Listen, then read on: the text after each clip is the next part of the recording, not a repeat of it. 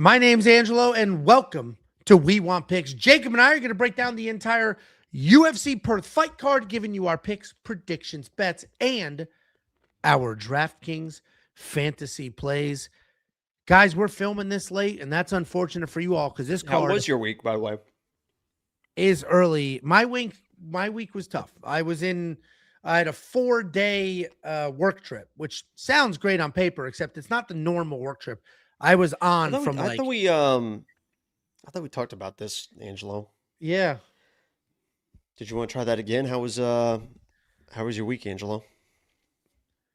I had a work trip, a pre-planned scheduled work trip that I was invited to and didn't escape. Angelo, we talked about this at your intervention. I know they talked about it in some of your classes as well. I am drinking during this stream. You don't have to hide from having an addiction. It's nothing to be ashamed of. It's something that you're trying to overcome. What is that, Angelo? It's whatever this is. Whiskey. It's straight rye whiskey with cubed ice. Guys, we're trying to get him the help, man. And, he was there over the weekend into early this week. And if you were watching my stream on Tuesday, he broke out, bit his nurse, broke out of the rehab hospital, was been on the loose. I put on Twitter that we actually just found him last night. He was in a Walmart dumpster covered in marinara, probably the lowest point of his life. We got him home. We got him showered. God bless. Yeah, God bless his wife for putting up with all this. I had to help,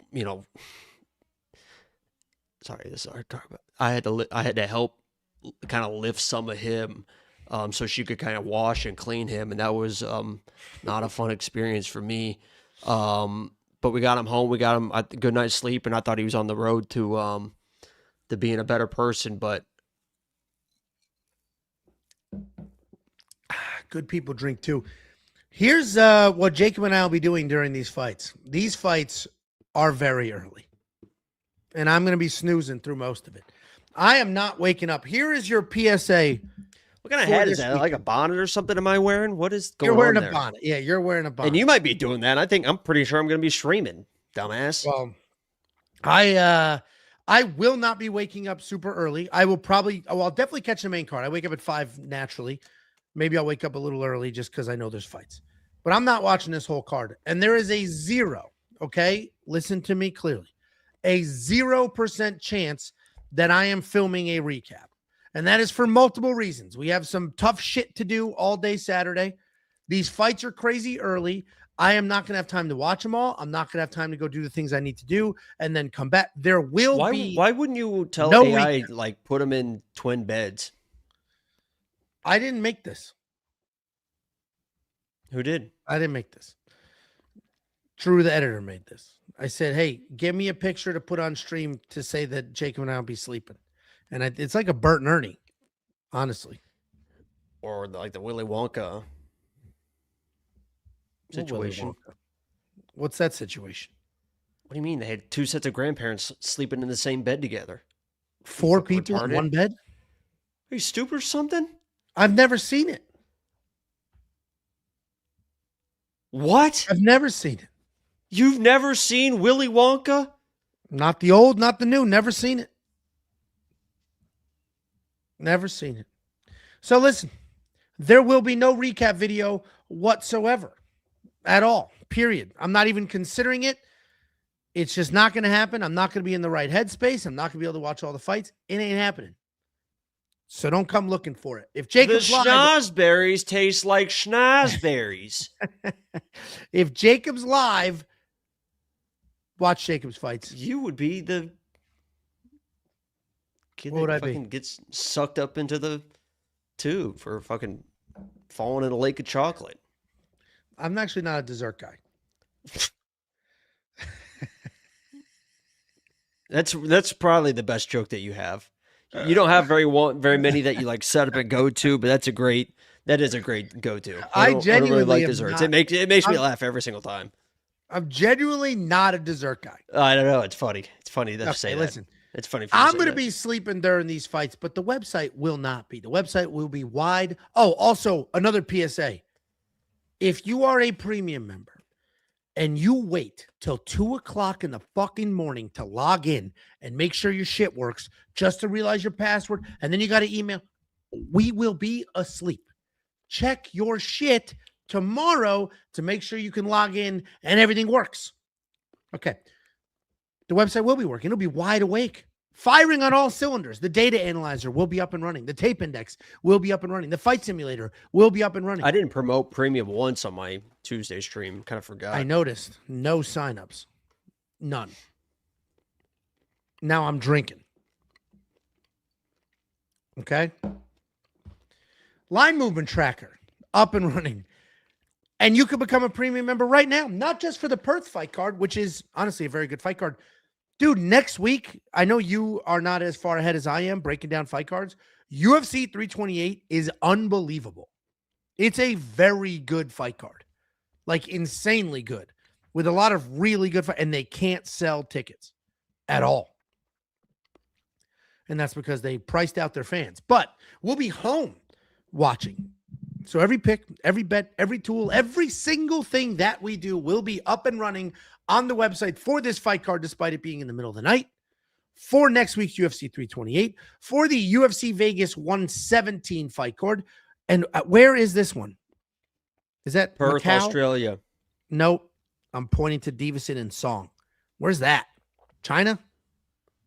Whoa. Whoa. Whoa. That's wild. It's definitely China. Song. That's wild. versus Where that at, Davison. China? Yeah, where is it? Where that at? China? Where is it? It's Macau. I had it. Nailed it. Bing bong. Macau what? Bing bong. China. Macau's in China? I didn't even know that. Yeah, dickhead. He's Chinese. What the fuck? Is there a less offensive term, just like The Office? Hi, I'm Mexican. Is there a less offensive term for that? What's going on, Angelo? I'm coming off an exhausting week. I'm mentally drained. I'm trying to have a couple of drinks, talk about fights, and crack jokes with my friend. And the Knicks are up 50. in a Everybody playoff wants game. to say that I'm fat and been a nurse. That's what I've walked into instead. Sorry. Some fucking friends I have. We got a $4.99 super chat from Jason the G. Welcome back from the dark side, Ange. There's nothing like tortellini with the white sauce and some shells. First of all, why are you fucking mixing tortellini and shells? It's one or the other. Wow. Second of all, I don't hate I assume the white sauce is Alfredo or some sort of cream sauce. That's my favorite. That's my second favorite joke that you do, acting like you don't know like Italian stuff. Like you're so like anti-Italian that you like when you pretend like you don't know Italian stuff, it's pretty funny. So that's my second one that you like that you say is a joke that I like. Yeah, so it sounds like I do have quite the well to go to.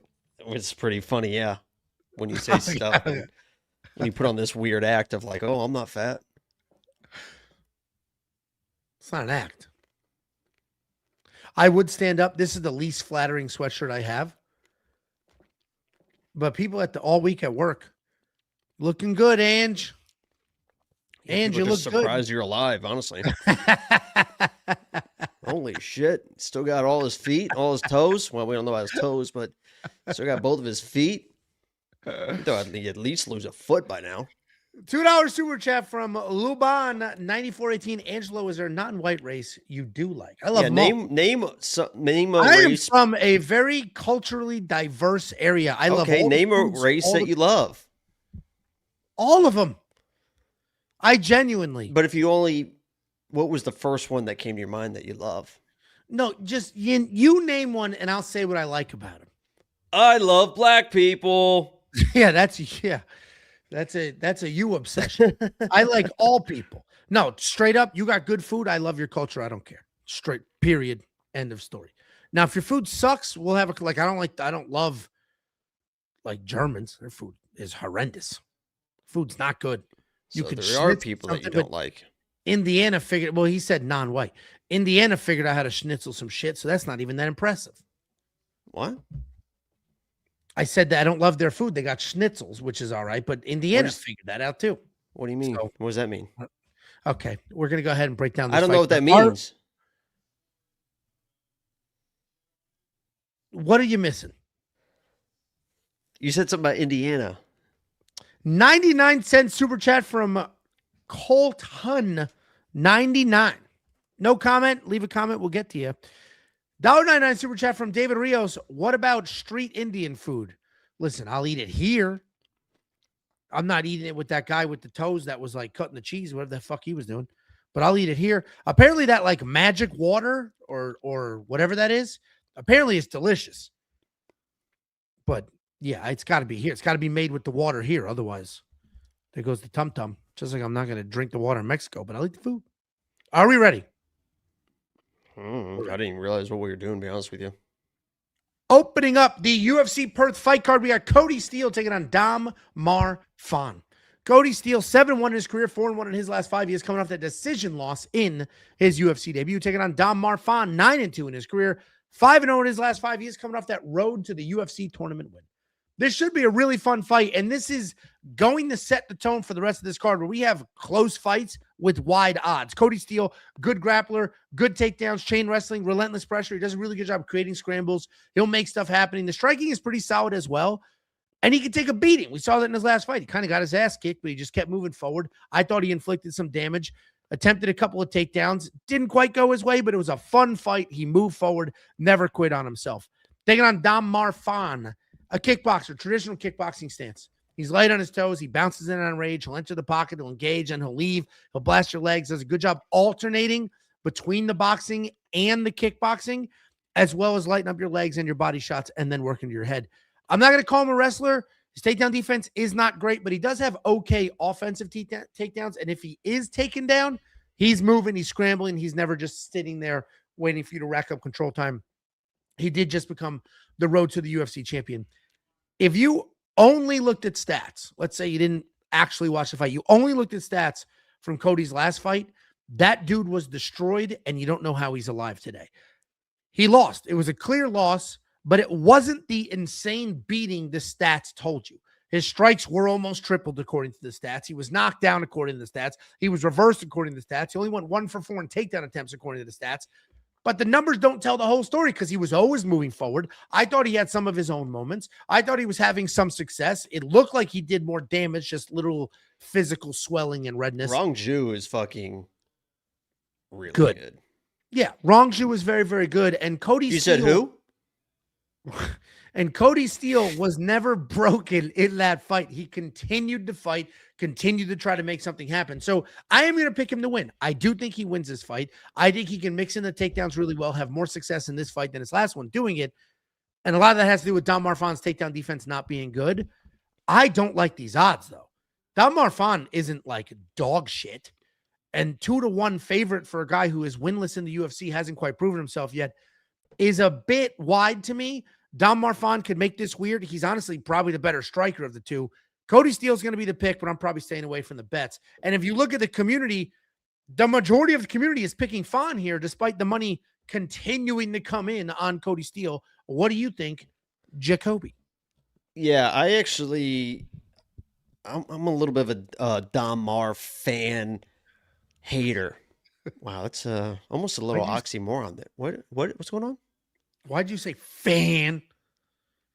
You really punched the fan. Yeah, if you would have just given me 2 seconds, that's the whole point of what I'm about to say. Angelo. Well, I laughed at the joke you made. Darmam fan hater, because it's weird to say that because you're saying it's almost like you're a Dam Mar fan, but I'm also just a hater. Do you get it? Yeah, no, I put that together pretty quick. I was not very high on him coming into that last fight. He did what he needed to do. Kody Steele is a grappler at his core. He's a wrestler, but more of a jiu-jitsu guy, and he's really, really good at it. But he's a good boxer too. Like to go tit for tat at times with Rongju, it was really, really impressive because that guy I think is one of the best strikers in the division. You'll find out. And actually knocked him down like early in that fight. He started getting beat up a little bit after that, but he showed his toughness. I do worry about a little bit of Dar Mar has an underrated kind of a long jab, and that's what was giving Kody Steele all those issues against Rongju was that fucking jab. He's just walking into the jab and he was moving forward, but he's just walking into the jab and walked into the jab. So if he starts doing that against Darmar and then tries to go to the wrestling, I don't know if he's going to be able to get those takedowns or win the scrambles versus Darmar, who's made a living kind of beating people like this. That's going to like come out kind of hot and heavy, maybe get some takedowns and stuff. And then all of a sudden, Darmar's just going to start winning scrambles and end up on top and stuff like that. So I think Kody Steele's the better fighter. He should be the better grappler. He should definitely be the better striker. The one that I like in this one, which BetOnline just added, we found out Tuesday, was the double chance stuff. So you can take people double chance results and stuff like this. I like Kody Steele by TKO or decision. I think it was plus money. It's minus 135 right now, but I don't really see him submitting a guy like Darmar, but if he starts beating him up on the feet, he has the power to like hurt somebody and get that TKO. But if it's just kind of what it should be, which is like Kody Steele decision, then you're still getting paid on that. So that's something I'll keep my eye on for Saturday if we're streaming this first fight. And I think Cody's a better fighter, but Darmar is better than I think I give him credit for. Yeah, I'm with you. We're on the exact same page. That's why I don't love these minus 200 odds. I do think the kid gets it done, but there's 13 fights on this card. There's no reason to rush a fight for a bet for every single one of them. But we do have bets on almost every single one of them. And if you want to check those out, just go to wewantpicks.com, click become a member. It's freaking $10. Every pick, every bet, every tool, all of them right there on the website, ready to go, even if a good chunk of us will be asleep. Next up at UFC Perth, we have Jonathan Micallef taking on Themba Gorimbo. Jonathan Micallef 9-1 in his career, 4-1 in his last 5 on a 4-fight win streak, taking down Themba Gorimbo 14-6 in his career, 3-2 in his last 5. He is riding back-to-back losses. And this is an interesting matchup because they're somewhat similar. Jonathan Micallef, okay striker, very good wrestler. The striking is basic, just a solid 1-2. He's going to use that to close the distance. Maybe get you against the cage, drag you to the ground. On the ground, he's got good pressure. He's got good control, but he's not very dangerous. He does a really good job controlling the pace. He is coming off that submission win over Elliott, where he was a step behind in the striking, but thankfully for him, he was able to get it to the ground and then found that sub. Taking on Themba Gorimbo, distance striker. Manages his range really well. He picks his shots. He's long for this weight class. He uses length to keep you at bay. He is typically a counter striker, but he will charge forward if he sees an opening. The takedown defense is just okay, but he's actually turned into more of an offensive wrestler as of late, which is why I opened this by saying they're somewhat similar. His striking seems to have taken a step back, and the wrestling has stepped up. He has 23 takedowns in his 7 UFC fights, and he's coming off that decision loss to Jeremiah Wells, where he was getting outstruck by a 40-year-old jiu-jitsu nerd, so he went to his wrestling where he had 6 of his own takedowns, but he was just so far behind in the striking, he wasn't able to get that win. I think Themba is the better striker here, despite his striking not looking good as of late. But the problem is, for him to execute his striking style, he needs to stay on the outside, touch, go, not engage, not get himself too close. He doesn't really fight well in the pocket. So Micallef will have every opportunity to close the distance, not give him space, drag him to the ground. And on the ground, I think Micallef's probably going to be a little bit better. Micallef's going to be the pick. I think this might be close, and hopefully these judges care more about their own people than the Canadians did with theirs. So Micallef's going to be the pick. Another surprising community vote here. 91% of people picking Micallef. Remember that? Because there's fights on here where fewer people are picking. I'll explain that a little bit. You know what? I need to fucking, that wasn't.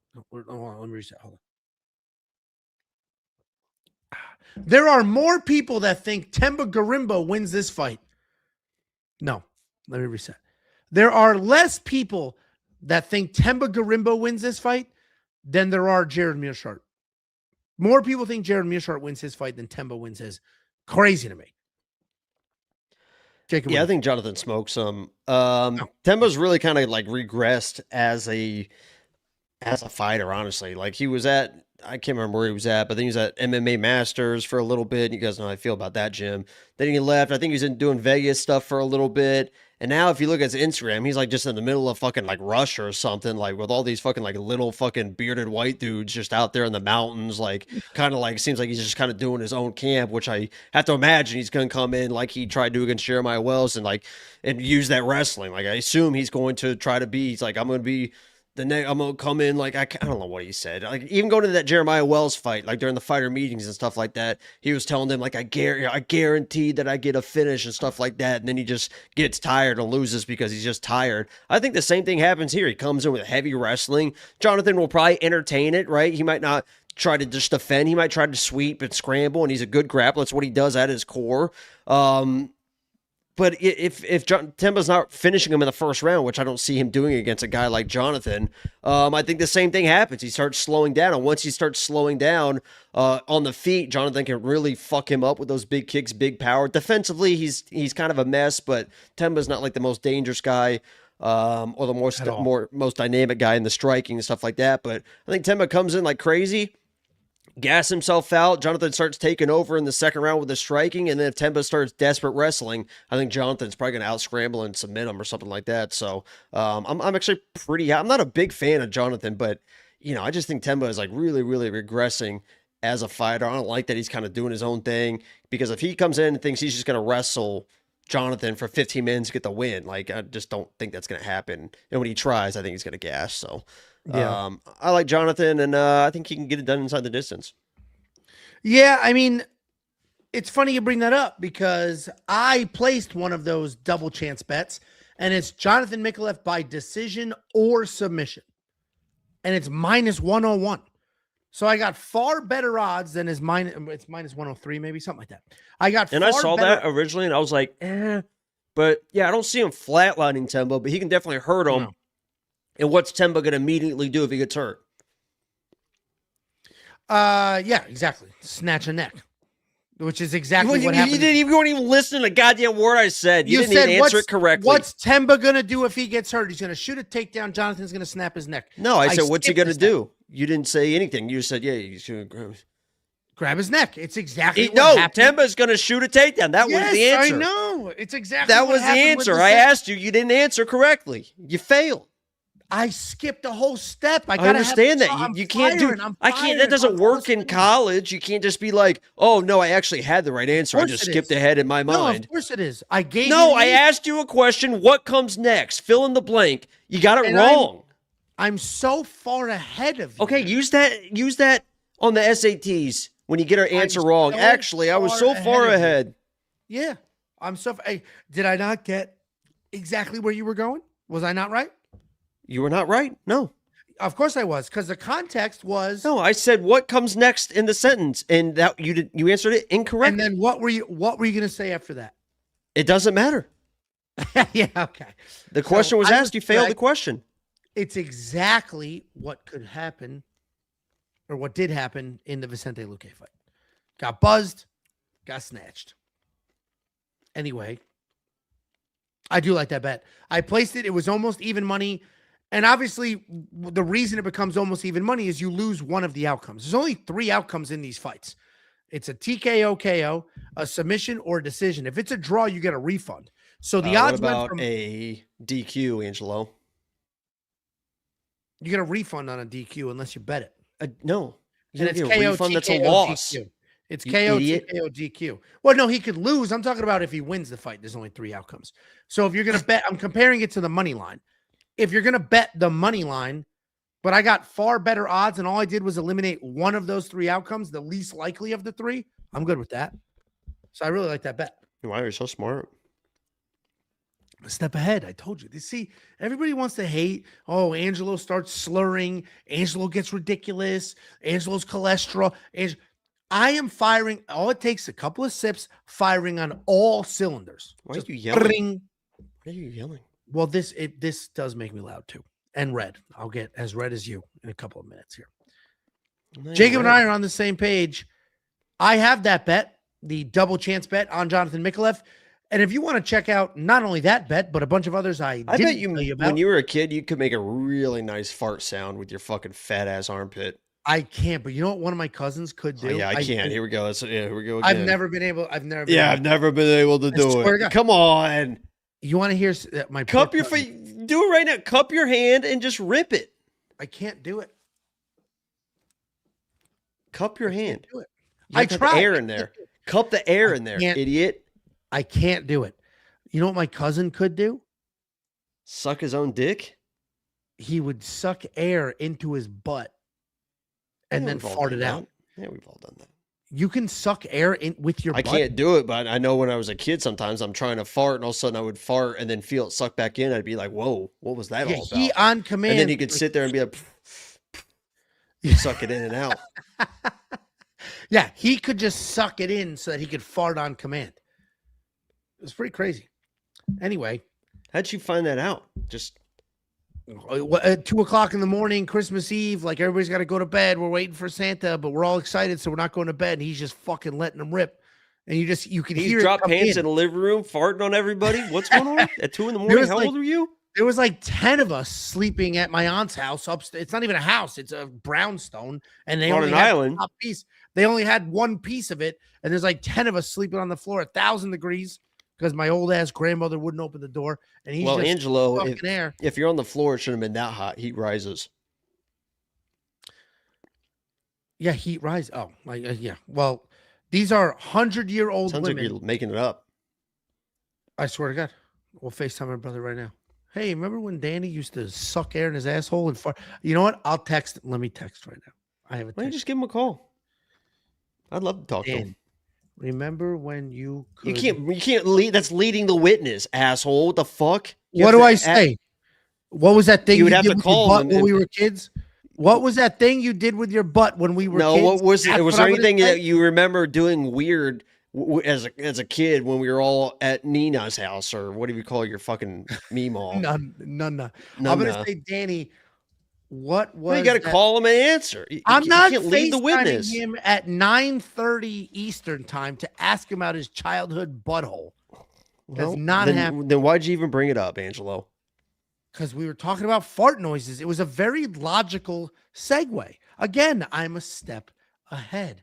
Danny, remember when you could suck air into your butt? If he replies with the video of him doing it right after he gets that message, I'll Venmo him $20,000. Okay, I'll see if I can get him to do it. All right, guys, we have bets on the website. Listen, if you think this breakdown's a little sloppier than usual, it's fucking 8:30 at night. And the fights start like tomorrow. 12 hours. Yeah, these fights start like 12 hours. Nobody's gonna watch this shit. Yeah, we're just hanging out. Come on now. It is what it is. But you should go to the website and check out all the bets. WeWantPicks.com. 499 Super Chat, Jason the G. Angelo isn't doing a recap because he's getting a divorce. She just can't take the tortellini addiction. First of all, Tiffany loves tortellini. Okay. There's no recap because I'm going to a fucking funeral.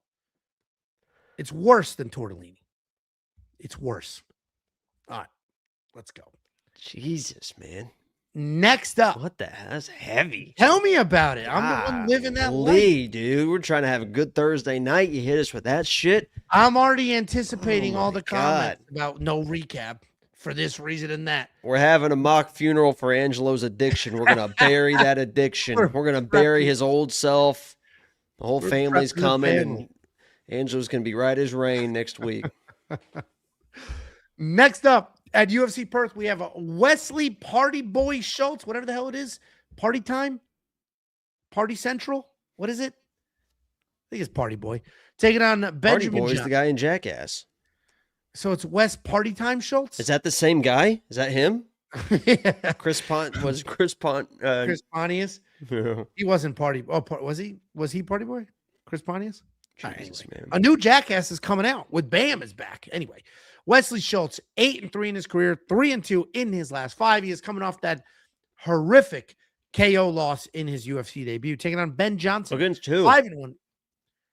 Damian Penis. Ben Johnston, 5-1 in his career, 4-1 in his last 5, riding that 4-fight win streak into his UFC debut. Listen, Wesley Schultz, let's ignore his last fight for a second, okay? Let's just talk about every fight he was in before the last fight. And if you talk about the fight before his last fight, he fought an 0-5. Little tiny Asian. He was a little Asian boy.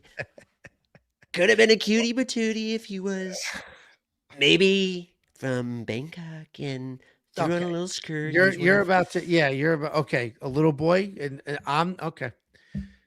But the guy was a fucking, I think he's 0-5 as a fighter, and he's like just, anyway, go ahead, sorry. Is a good wrestler. You didn't see the wrestling in his last fight. He was flopping around like a fish that jumped out of a fish tank, but he's a good wrestler. He was undefeated in high school at 47-0. He was a junior college All-American. He was a Division III All-American. He has real wrestling takedowns. The striking doesn't really exist, so you can throw that out the window. Chin's not great. You could throw that out the window. But if he wants to wrestle, he can shoot real takedowns, get them, and then on top, he's got good control, strikes, can make something happen. He did just get knocked out by Damian Panas because he was flopping around like an idiot instead of actually using his wrestling skills. He's taking on Ben Johnston. Well-rounded guy. This guy has no problem striking or grappling. He throws everything at 100% intent. He will blast elbows inside the pocket while throwing heavy leg kicks outside the pocket. He does not have the best takedown defense. He does have good Muay Thai, though. High level Muay Thai experience, solid techniques in the cage. The takedowns offensively, solid as well, but they're mostly body locks and trips. His jiu-jitsu is opportunistic. He will snatch things up in scrambles. He'll find a rear naked choke, whatever it is. He's just looking for something, never just camping out. I hate that his last fight was as bad as it was because he didn't even attempt real takedowns. If I watched Wesley Schultz shoot a takedown up the middle, not get it, and then get knocked out, I'd be like, all right, I can trust this dude to try to use the skills that he's developed over the last 30 years. Instead, we watch him flopping around like a kid in a tumble class, and it's embarrassing. It's ridiculous. He was nowhere near having even a half of second of success in that fight. So now when I break down this fight, I either look at that one and say, this guy is horrible, or I rewind one more and I say, well, he is a high-level wrestler. I have seen him use the wrestling in fistfights, and if he chooses to use the wrestling in this fight, he can have some success. I can't believe you're still going. And while I think that's true, I'm still picking Ben Johnston because I did watch Wesley Schultz flop around like an idiot.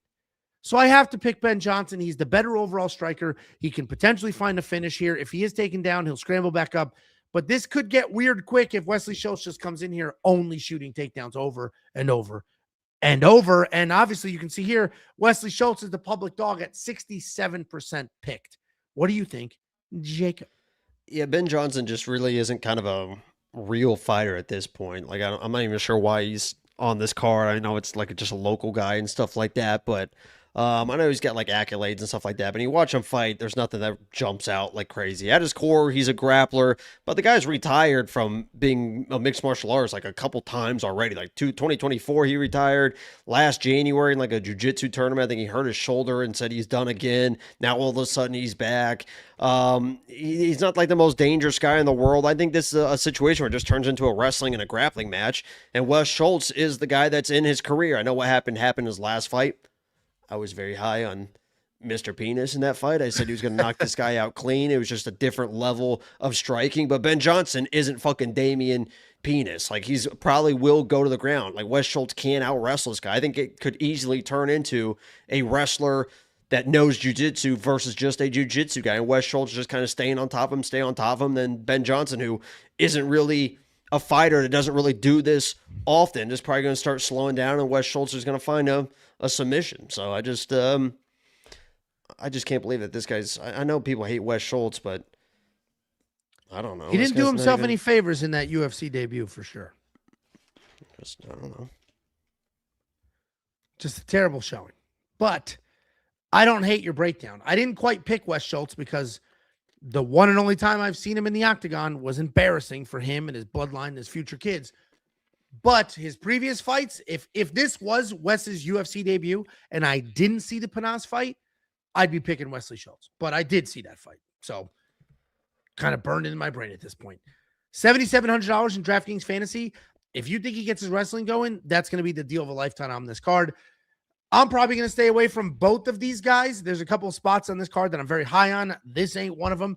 But if you do want to check out the picks and the bets, because we do have bets on this fight, as well as the tools. We have an artificial intelligence. We have a fight simulator, all that crap. One package, $10. We want picks DraftKingsFantasyPlays.com.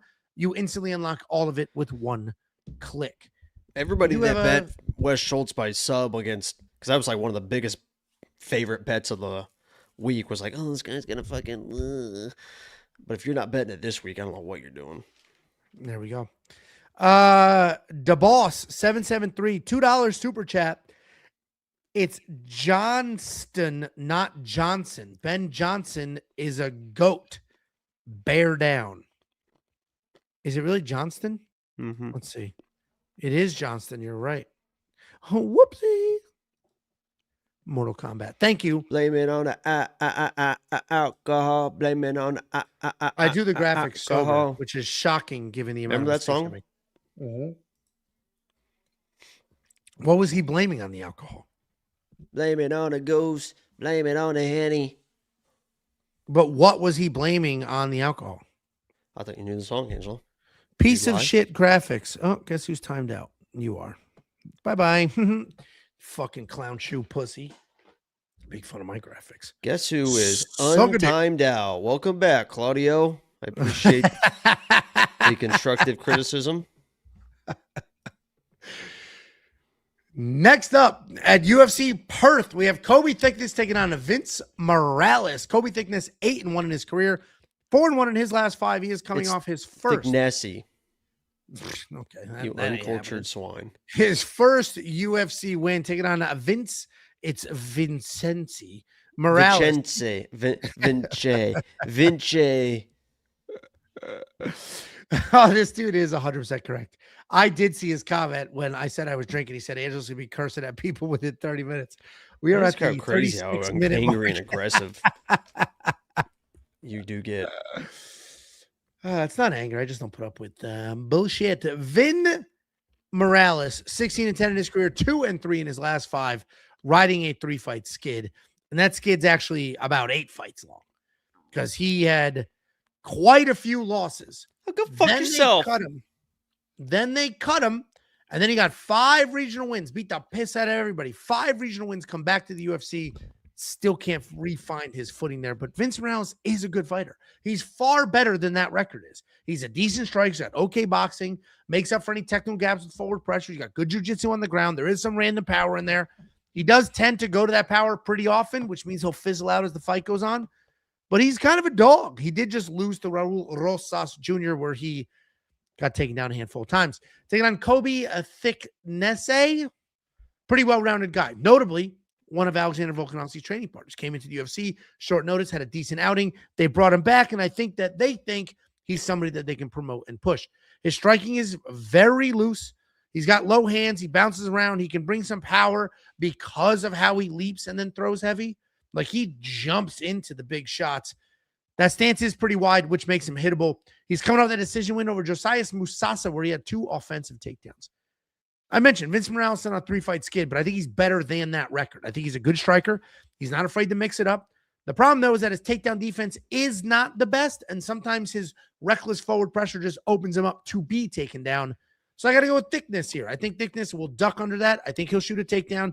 I think this fight definitely goes to a decision because we have 2 tough guys, 2 guys that aren't particularly dangerous, and I think Kobe's just going to get an extra takedown, win a scramble or 2, duck under a little bit of an aggressive Vince Morales. If Vince slows down, 3rd round will be Kobe's. So I think Kody wins this fight, but I think we have a 29-28 across the board. What do you think, Jacoby? Yeah, I'm a fan of Kody Thicknesse. He was my lock of the week. In his last fight, it looked a little bit dicey, but he showed off his toughness. He showed against Topuria. He showed in that last fight he can take a shot. He's always going to be working. He's always going to be trying to get those takedowns, and that's what he wants to do. He wants to be a grappler. He doesn't have the best takedowns, some body locks and stuff like that, but he wants to get into the grappling. That is his bread and butter. His striking defense is really, really atrocious, but it kind of just works because he's light on his feet. He uses footwork, so he doesn't really get hit solid. And even when he does get hit, he bounces back and just kind of shoots a takedown. This is a big step down in competition for Vince Morales from what he's been up against, and he's been taking people to the fucking brink of fucking death in a few of those fights against some pretty high level fucking dudes. This is a step down for Vince Morales. He's going to be the way better striker, and if he chooses just to back Colby up, Vince is a guy that has learned, and the reason why he's still in the UFC and stuff is because he's a fighter's fighter. He's going to be aggressive. He's going to chase wild shit on the ground with those Peruvian neckties and the front chokes and stuff like that. He's going to be fun no matter where the fight goes. But if he were to just kind of be like, hey, this is a fucking winnable fight. Like, if I know I can defend these takedowns and out scramble this guy. I know I'm the better striker. So if I just back this guy up like Taporia did and just outbox him for 15 minutes, I'm about to get a win bonus. I'm about to get a fucking, like, another win. I'll get another fight. But if he turns into, like, chase front choke Vince Morales, I think this is definitely a very close fight. And Colby can win this fight with his wrestling. But, I still think Vince is better everywhere. I think he's better everywhere. He's definitely the better striker, like the more experienced striker. And stuff like that. And Colby Thicknesse, man, on the ground is, I think he's just going to be a step behind. I think this is like, oh, shit.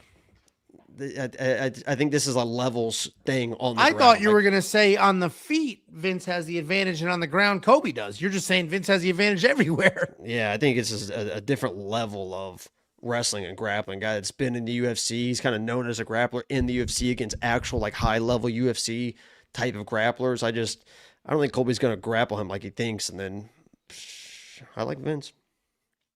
Sorry, Sam. Vince is a dog. And that's why these odds, if you go back to the first screen on these amazing graphics that not only show you the opening odds, but they show you the current odds. It also shows you the community's vote. Like, these graphics are spot on, and Claudio definitely jerks off to his own asshole in the mirror for thinking otherwise. But you can see that not only did they open dead even, they're like right there. They continue to go up and down. This was back to dead even the other day. Today, Colby jumped to a slight favorite. I think some people, me included, are assuming the judges may, tie goes to the runner type situation and give Colby a little benefit of the doubt. Are you worried about that at all? Or you think No. it's not even close enough that the judges matter? Well, obviously, if it goes to a decision, they're always going to matter. No, but you get what I'm saying, like a little more tight. Okay. $8,300 in DraftKings Fantasy. I would not spend that money. I do think this fight can get weird. I also think it's pretty close. Colby Thicknesse is my pick. Jacob picked Vince Morales. And if you need a tiebreaker, boy, do we have those. We have an artificial intelligence. We have Artem. We have BetSam. We have Kunith. All breaking down these fights, giving you their picks. Some of them giving you their bets as well. Check it all out. WeWantPicks.com. It's $10. UFC 328 is freaking next weekend. And I promise you, at least on paper, that is one of the best fight cards of the entire year. Certainly that's been announced. WeWantPicks.com. $5 super chat from Jason the G. Sorry for your loss. In all seriousness, I know how tough it can be to lose a pasta, especially tortellini. I don't know why tortellini, to me, is bottom rung pasta.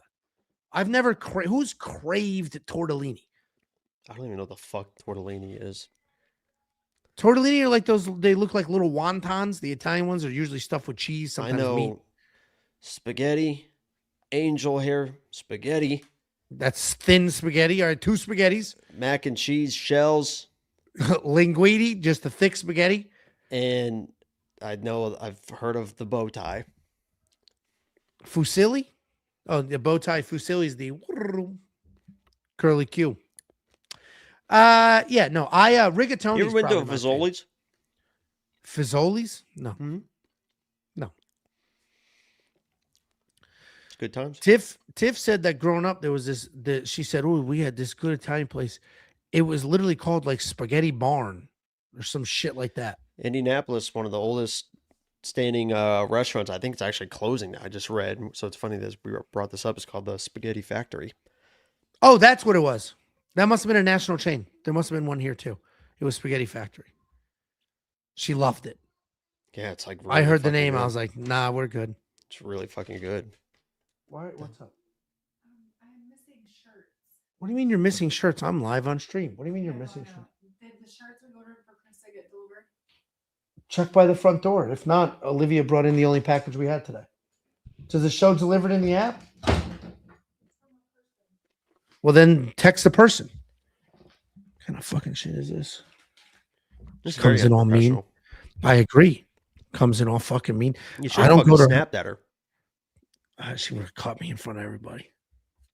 We Hey, would have bitch. That's what I just said. we would have had a community strike. Hey, bitch. The fuck are you doing, bitch? That's what I would have said. I went from airplane to home to helping my buddy clean up to volleyball to home to this. See, now I'm getting yelled at in the background. Did you hear it? I'm getting yelled at in the background. Turn around and say, hey, bitch. No, that won't happen. I just got yelled at for saying that. Let's move on. Next up, at UFC Perth, we have Jacob Malkoun taking on Gerald Meerschaert. Jacob Malkoun, the biggest favorite on this card. And remember before when I broke down the percentages here, more people think Gerald wins this fight than whatever the hell we broke down earlier, which is I thought it was 91-9 in the last one. So I think you're wrong. Do you know how percentages work, Angelo? I don't think so. Well, even if it's close. Anyway, we got Jacob Malkoun at minus 1,000, 9-3 on his career, 3-2 in his last 5. He is coming off that decision win over an injured Torres Finney, taking on Gerald Meerschaert, 37-21 in his career, 1-4 in his last 5 on a 4-fight skid. Jacob Malkoun, he's a grappler. He wants to plot forward. He'll throw some strikes. He throws it with power, but he's a wrestler. He's going to lower his level, shoot some takedowns. A lot of his shots are clean and they're up the middle, and then he's just going to hang out. That's basically it. That's the game plan. He averages almost 6 takedowns per fight, which, as we talk about, that means that you are letting your people up. If you have more than 3, that means they're scrambling out on you. He doesn't have the greatest control in the world, but if there's a sub there, he'll find it. If not, he's going to take you down. He's going to look to strike, and if you scramble out, he'll just shoot another takedown behind it. He just beat Torres Finney. He 5 times his strikes in that fight, but don't let it convince you that he's a striker now, because Torres Finney basically blew out his knee. And so Jacob was just having some fun striking away.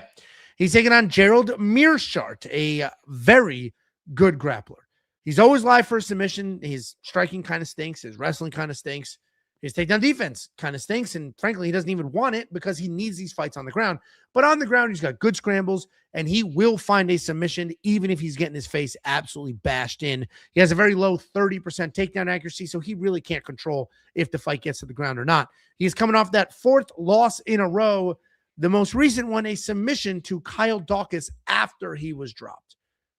In my opinion, Sad Garfield is full washed. The dude's getting rocked. He's getting wobbled. He's getting dropped. That was pre-written, wasn't it? No, it wasn't pre-written. I just thought of it in my quick picks and it's been sticking with me. He looks like the thing. You felt like you said that one time and got enough feedback that you were going to use that a couple more times. That's exactly it. I said so you essentially had like an open mic on Sunday, got no feedback about it. No, I got plenty of feedback. What are you talking about? I got feedback. People were like, "Love the Garfield part." So now this is an entirely. If I go to the video right now, there's going to be comments about Garfield. My exact words were, and I just came up with it on the fly because I'm locked in. You said there's going to be comments when I go to this video. I said Gerald Meerschaert looks like. Can you answer the question? Is there going to be comments when I go to this video? Yeah, shit stick. There will be comments, and people enjoyed the Garfield quip. They enjoyed it. He's just sad right Garfield now. Search the word Garfield on our comments. People love it. I'm getting feedback right now. Sad Garfield, perfect for sleepy face. There was not a single comment. This fucking guy. Now I'm this is the best bets. Yeah. See, I didn't say it there. Let me just see. We'll find out in a second. You can still back out if you want to. I'm not going to. I know the feedback I saw. Wow, 1740. Garfield line had me cracking up. See? And now they're going to say, yeah, that guy's fucking banned now. 48-26. Love the sad Garfield. That's what's going to happen. You say something funny, you write it out a little bit. It's a good joke. Anyway, sad Garfield's full washed. There's no lasagna. He's miserable. He looks like Garfield if they found out they were out of lasagna. That was my joke. That's what I said. No, that was an actual joke. That's funny. That's what I said. Yeah. So you took it and it did succeed and you couldn't even remember what the fuck you said. And then you just said he looks like Sad Garfield, which isn't good. That was the play. First, I say he's Sad Garfield. Then I say he looks like if Garfield found out there's no more lasagna, because Garfield was the fat cat that needed lasagna. I know. That is funny. Just Syed Garfield. There should be. On this week's episode of Comedy Tips with Jacob, Angelo says Sad Garfield is full washed and doesn't win this fight. Jacob Malkoun should just be able to outstrike the shit out of him. If they end up on the ground, he should actually be able to avoid any chaos down there as well. But he'd be a complete moron for even shooting a takedown. Just keep it on the feet. Just throw your hands, and you win this fight. Gerald Meerschaert is not taking his career seriously anymore. Now, he would not be the only 0-4 fighter to get a win as of late, but I don't see it happening. Jacob Malkoun, honestly, should run right through him. What do you think? Happy Garfield. That's your red. Garfield was orange. He's a tabby cat. You're fucking what? Orange as well. Are you slurring your words already? No, you and Garfield have the same complexion. Now that shit worked. Who do you think wins this fight?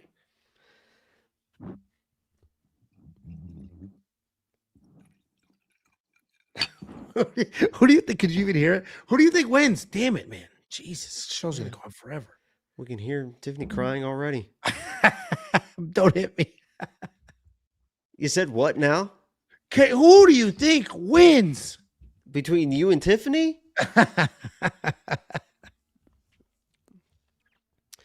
Yeah, Gerald doesn't like to get punched in the face. When he gets punched in the face, he says, no mas. So Jacob, what he should do is punch him in the face, and then he'll win. And that's, I think, what's going to happen. All right. What a breakdown that is, huh? All right. All right. Script reads me. Sad Garfield gets punched.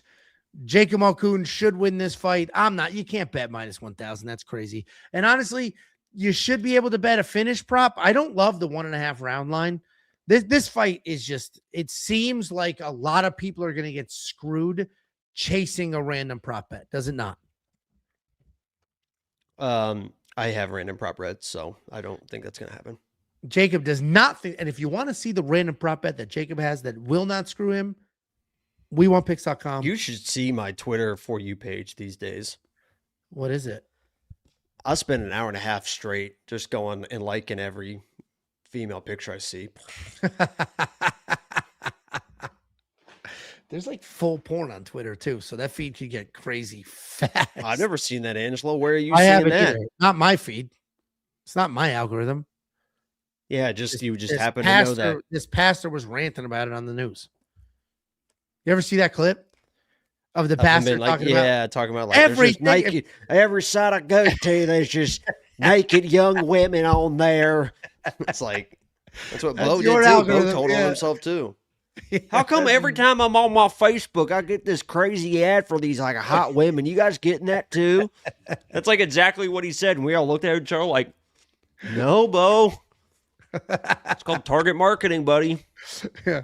No, mine's just whatever deal Chili's is running that week. If you do want to see what random prop bet Jacob has on this fight, WeWantPicks.com. Click become a member at the top. It is only you saw what my algorithm was when I was doing my video on Tuesday. It was just homes.com kept fucking popping up over and over. Oh, you know what I got a video of? Somebody tagged me in it. It was a clip of Micallef. Remember him? The Kill Tony guy. Yeah, it was a random clip of him on his Instagram. Somebody's still running it, I guess, on his Instagram. And he was wearing the We Want Picks headband. And somebody commented on that Instagram, what does his headband say? And then somebody said, it says We Want Picks, and they tagged me. I forgot that happened. And that happened long before Kill Tony was what it is now. I wish it was when it was what it is now. So you'd be like, it was when it was making that transition for sure. Yeah. They had moved it to Austin. It started becoming a big thing because they got like that COVID, like they started doing live shows, I think, moving to Texas before a lot of people could and stuff. And it was just a good whatever. But that's how I started watching Kill Tony, because somebody was like, or you told me one time, you're like, yeah, I'm talking to this Micallef guy. I guess he's on this show, Kill Tony. I was like, what is Kill Tony? I don't even know what the hell Kill Tony is or whatever. And then I started watching. I fucking love it now. Well, the way it went down. So if you guys are not following, I'm not going to explain what Kill Tony is, but years ago in like 2023, 4, something like that, maybe even a little earlier, there was this guy, Micallef. He was on Kill Tony. He had ALS. He would go on there. He was a make regular jokes about ALS. He was a He regular. was on like every show, yeah. But I didn't know what Kill Tony was. I had never seen Kill Tony. I have no clue whatsoever. But he would argue with me and just criticize every single one of my picks on the DraftKings video because he played DraftKings. And I was like, dude, I'm done with you. I'm banning you. This is fucking ridiculous. And he's like, no, don't. But and then I was like, dude, this is Typical so Angelo annoying. response, by the way. I was like, this is so annoying. Every video. And he's like, I'm a famous comedian. I was like, the fuck you are, dude. I have no idea who you are. Famous my ass, whatever. And he's like, I'm on Kill Tony. And he's like, don't ban me. I don't know if he said he was going to do that on Kill Tony. I think he was just like, don't ban me. And then after that episode of Kill Tony, he was like, go watch the episode. And then we got like a couple hundred new subscribers who just happened to see that because he was like, go. Because the funniest part, I got to refine that clip. I don't have it. I got to find it. Well, I have it somewhere, but I don't know where it is. I got to find it on YouTube because he basically is like, thank you. We want picks. Shout out. We want picks. And Tony Hinchcliffe is like, do you have a fucking sponsor right now? What the hell is this? It's a pretty good exchange that we should actually have and use as like an intro or something, especially given how huge that is now. Somebody go find that clip, please. That would be very, very helpful. Actually, Perry, if you could do that, that would be incredibly helpful. I just know which episode it was. I can't remember. I have the clip somewhere. I could dig it up. It was like I don't know. Anyway, a couple if you years have the ago. clip and you know the guest, it'll be very easy to find. Yeah, I got to dig up the clip. It's just saved on a thumb drive somewhere. Anyway, here we go. $2 super chat from Tyler Durden. That's the name of the dude from Fight Club. I got arrested in front of a Fazoli. Are we going to get a story? For what? Public indecency? Buying weed? For what? Thank you for the $2. Big Maple Bets, $2.79 Canadian, fighting with the disabled. Classic. I didn't know I didn't know he was disabled. And honestly, yeah, his profile picture is him in a wheelchair, but sure. Could have been a hover round. The dude just likes to be comfortable. The hell do I know? And honestly, I should get credit for fighting with a disabled person.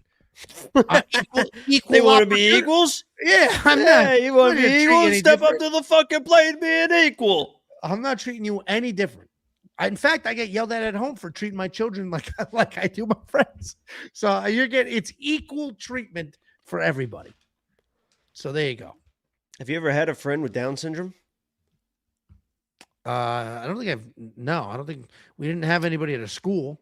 I've got one. I don't know when I would have had the opportunity. Who is it? Angelo. Who is it?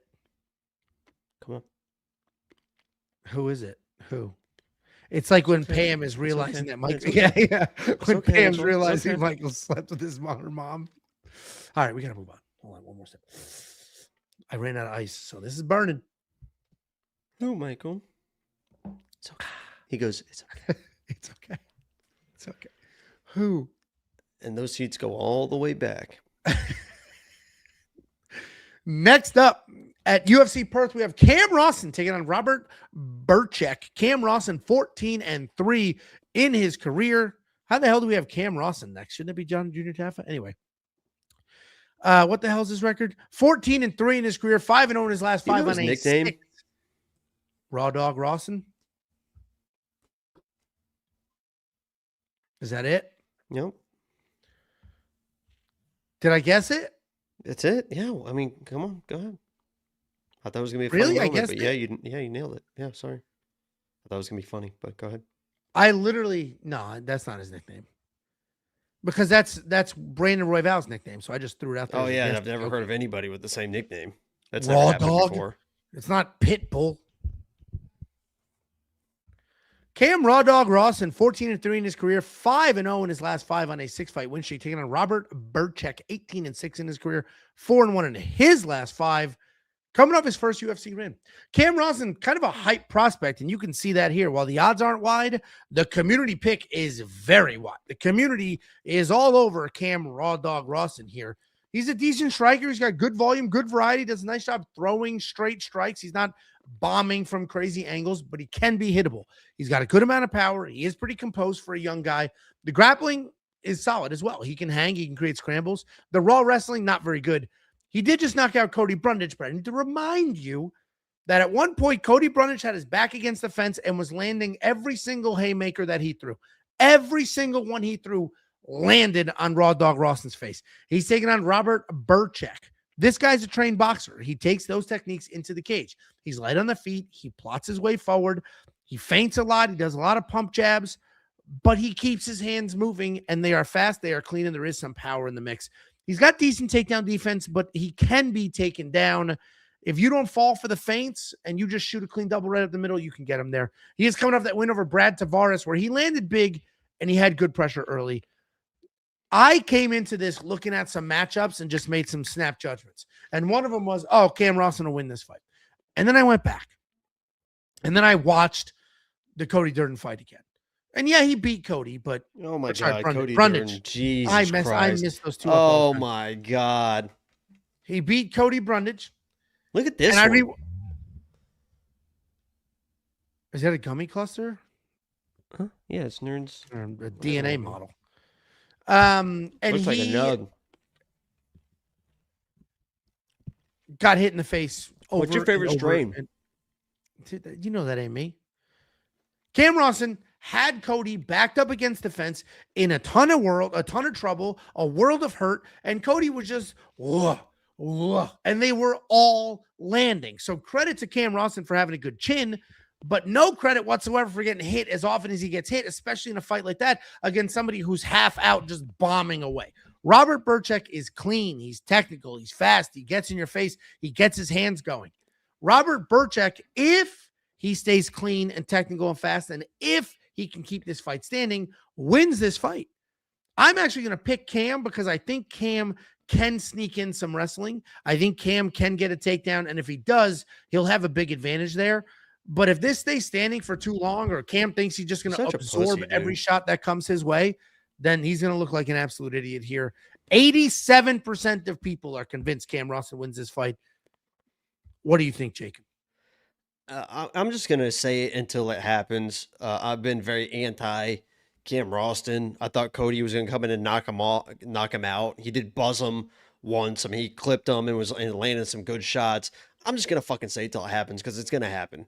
Cam Rowston's getting knocked the fuck out. I don't really give a shit. I've been so anti Cam Rowston. He is such a hittable with a tall guy defense, just chin, just straight back. This guy, Robert, I know a lot of people hated his performance against Ihor. He hated it too, said, I'm going to show you who I really am. Came against Brad Tavares, buzzed him early, found the finish late, was all over him the entire time. I like the striking that Robert brings. I think that Cam Rowston's power is overrated, especially when he's moving backwards. Lacks defensively. I think he gets knocked the fuck out. I'm all over Robert this week. Is Robert the dude who did the post-fight speech where he said, don't believe in yourself and quit or something like that? I don't know. I saw that comment. I saw that comment. And that's what triggered it. I think he is. Is that the speech we're talking about where he literally was like, don't believe in yourself and quit because he had the translation backwards or whatever? Either way, I remember that being a pretty funny moment. This should be a fun fight though, because the fact that Cam is so hittable makes him entertaining because no matter what's happening, you know, the other person has a chance. I am going to be slightly on that Cam Rowston side. I don't really have a bet. Oh yeah. He said, never believe in yourself and give up. That really is an all-time quote. I'm going to be on the Cam Rowston side. Jacob's on the Bryczek side. If you need a tiebreaker, go to the website, wewantpicks.com. Click become a member at the top. We have an artificial intelligence as a tiebreaker, and we got a couple of humans that are capping fights that will be your tiebreaker. Every pick, every bet, every tool, $10. wewantpicks.com. Fool-ish-y. $4.99 super chat. Angelo, for $1 million, would you rather eat 7 pounds of salami dipped in mayo weekly? I don't know if you already do that or not. Or eat one salad. Listen, I don't know if you already do that or not. I actually love salad. Okay. I'm not talking.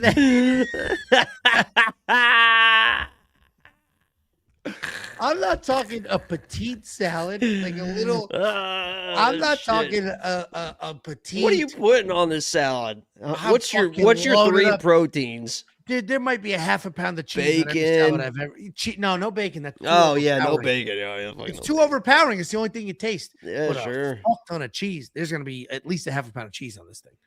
Cheese. Actually, that's the number one ingredient. Lettuce, cheese. After that, I don't care. Put the stuff on there. If I'm feeling like fresh and healthy, we'll do a nice little raspberry vinaigrette. If I'm like fuck And then what year in the 90s were you last feeling fresh and healthy? no, Because you there's know what no I do way love? since it clicked over to Y2J that you've ever felt fresh and fucking healthy waking up You know at what any point during the day. You know what I do love? A chopped salad. You're not gonna find a chopped salad around here. It's actually annoying as shit. But anytime I go to New York for work, Why are you putting tons on of- this act like you are a salad guy? You just Googled types of salad. You know what I love? Oh, chopped salad. A chopped salad is not a type of salad. It's not the flavor of the salad. It's a salad, and they chop the fuck out of it. So every bite is exactly the same. It's amazing. It's amazing. I absolutely love it. And then I've talked about this. I've posted pictures about this. My favorite place to eat, fuck Panera for robbing them and stealing their idea. Fuck them. It's called Bread Zeppelin. There's a couple of them here in Texas. They take a French baguette. They my God. toast it. Jesus Christ. They I don't know. toast- This is like a once a month you talk about this Excuse me. goddamn thing. Yeah, I should have stock at this point. They toast the baguette. They suck the guts out and they shove the salad inside of it. So it's a salad sandwich and it's so good. It's so good. And I ask for the guts and I dip it specifically in Greek dressing. It's so good. You ask for the guts. They're about to like shovel it off. You're like, No, they make croutons out of it. And I'm like, can I get the middle? I'm like, here you go. Can I get the middle? It's diabolical, dude. You You're have about to get a fucking baguette stuffed full of whatever. salad. And you're like, hey. Salad. Gotta get the middle. Dude, it's boy, get the middle. so no joke. It's so good. It's so good. It's so good. And Panera just stole the idea. Panera calls them Their stuffers. chicken They bacon rancher is fantastic, Panera. So expensive though. shove it in a loaf of bread. It's There's delicious. two people to get Uber Eats Panera is like fucking like $55 or something. It's crazy. Yeah, Uber Eats is not worth it unless you're ordering. Oh yeah, I $100 wonder food. why you would say that. No, the more you order, the better. All of a it sudden, is. Angela's very anti-Uber. Do you want to remind the people why you might be Oh, I- anti-Uber? I just switched to DoorDash. Fuck them. Yeah, okay, yeah. Okay. $1.99 from Santiago Mendez. You guys make my day once a week. Hey, we appreciate you, Santiago. We'll make your Thursday instead of your Tuesday this week, but thank you for being here. Genuinely. Appreciate that quite a bit. Thursday. Okay. Thursday. He said it zesty, not me. How about those Next up- shots Sunday? What was What that shot? shot you took? With the Oh, it was Tabasco, the disgusting. watermelon Oh, that's right. Tabasco. Jacob came out to our softball game. We got some drinks after, and we were doing penalty shots for everybody who did some dumb shit. I missed the catch, and we paralyzed the 65-year-old. Don't say another word. Don't say another word. I forgot that we haven't talked about this on. Don't say another word. So you kind of heard him talk about what happened. Here's the picture. That is the fucking umpire, lifeless on the ground, getting medical attention. Angelo standing over him because there was a ball thrown in from the outfield. Angelo was the catcher. Lasered in. Completely missed the ball and it just smokes the umpire, knocks him out unconscious. The guy's out there just seizing, and Angelo doesn't give a fuck, just standing there looking at this guy like it was his fault. Blamed him the It whole was time. his fault. I did blame him. It was his fault. No, I was the catcher. That's the funeral, guys. We got to the bottom of what funeral he's going to, and he fucking killed the old guy. That's No. negligible I homicide or whatever. I was the catcher. The guy in the outfield made the sickest play I've ever seen. He slid on his knees to make the catch, and then threw the hardest ball. It was the ever. best. It was the best throw I've ever seen It was from right incredible. field to home. It was, It was right there incredible. for Angelo to. I mean, it was right there. Just catch it, go down for the tag. He threw it so hard. And that dude in the picture, pull the picture back up. Jacob's closer to me than that. It wasn't even that you missed it. It was that you knew you said heads up. You knew you were gonna miss it. So that giant It dude wasn't like a whoops, like an air. You just said fuck it, heads up, and got out of the way. And he's that dead. Dude, Aaron Judge next to me at 6'7" was running full speed and decided to slide into home, and that ball was flying at me. So I jumped up because I'm not trying to get my legs destroyed, and I didn't make the catch because I jumped. You said and heads up. That ball went direct. True or false? You just said heads up. I said heads up. Yeah, you're welcome. It's not my fault that guy can't react to shit. He goes, I said, heads up. That I heard him. dude, Nobody else heard him. I didn't know what happened. But it was like this. This is what I'll do. This is what the camera's for. This is what the fucking camera's for. I'll be the fucking poor ass fucking umpire. I'm just a second. Sitting back here. He's got big ass Angelo in front of him, so he's just sitting here like this, watching the throw come in. All of a sudden, Angelo gets out of the way, and there's exactly the sound that he goes.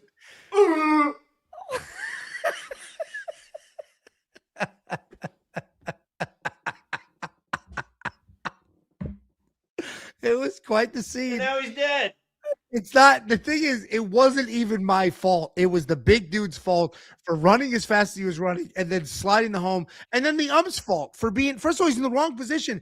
Even if I caught He's that, 70 years old. He's he's just doing it as a fun thing to do on Sundays. This isn't a goddamn Major League Baseball umpire. It's a hobby of his. He just shows up, he refs some fucking bullshit softball games, collects a $40 check, and goes on his way. We all agreed at the bar he was milking it. We all agreed. You agreed as well. Because everybody thought he did get smoked in the face. It was his knee. And then everybody's like, what? That's it? Get up. And then didn't he make some smart ass comment? Because then I got moved to third base. He missed because another ball, almost killed me. One of our players hurt their leg, so we put them at catcher. I moved to third, and I went for a ball, and I guess the ump was like, "You went for that The one." hot corner too, and this is how Angelo was playing the fucking hot corner, especially in softball. It's fucking really fucking hot. So this is the base, third base. Say you guys are home plate. This is foul territory, obviously. He was playing defense like this. If this is the base, he's like this. And there was a ball that was hit right here, and he just goes like this. We have a shortstop. Isn't that what the shortstop does? Isn't that what the shortstop does? Okay, we got to move on to the next fight. I do love softball. This Sunday's our last game. 7:30 p.m. if you want to come through. 6:30 p.m. if you want to come through. Last game of the year. And by the way, you also, there was 30 seconds where you tried to blame me for that ref or that umpire getting hit because you were like, you were supposed to play. You could have played catcher, Jacob. You didn't want to play. I'm like, what?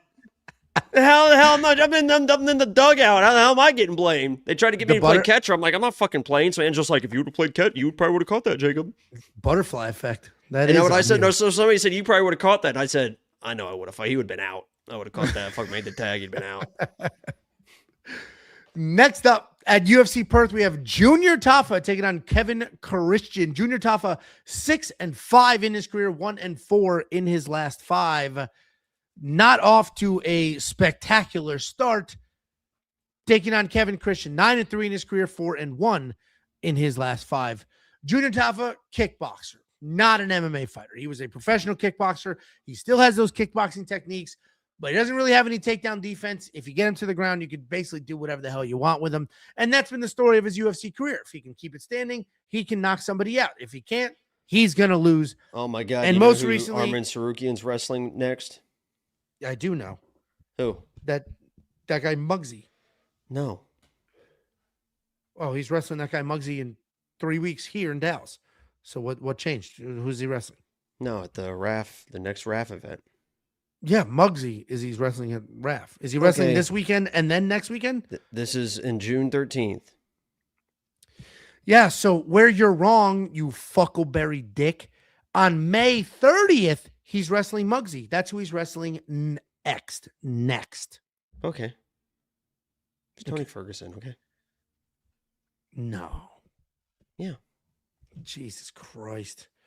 Most recently, Junior Tafa was taken down and submitted by Billy Elicana despite knocking down Billy Elicana.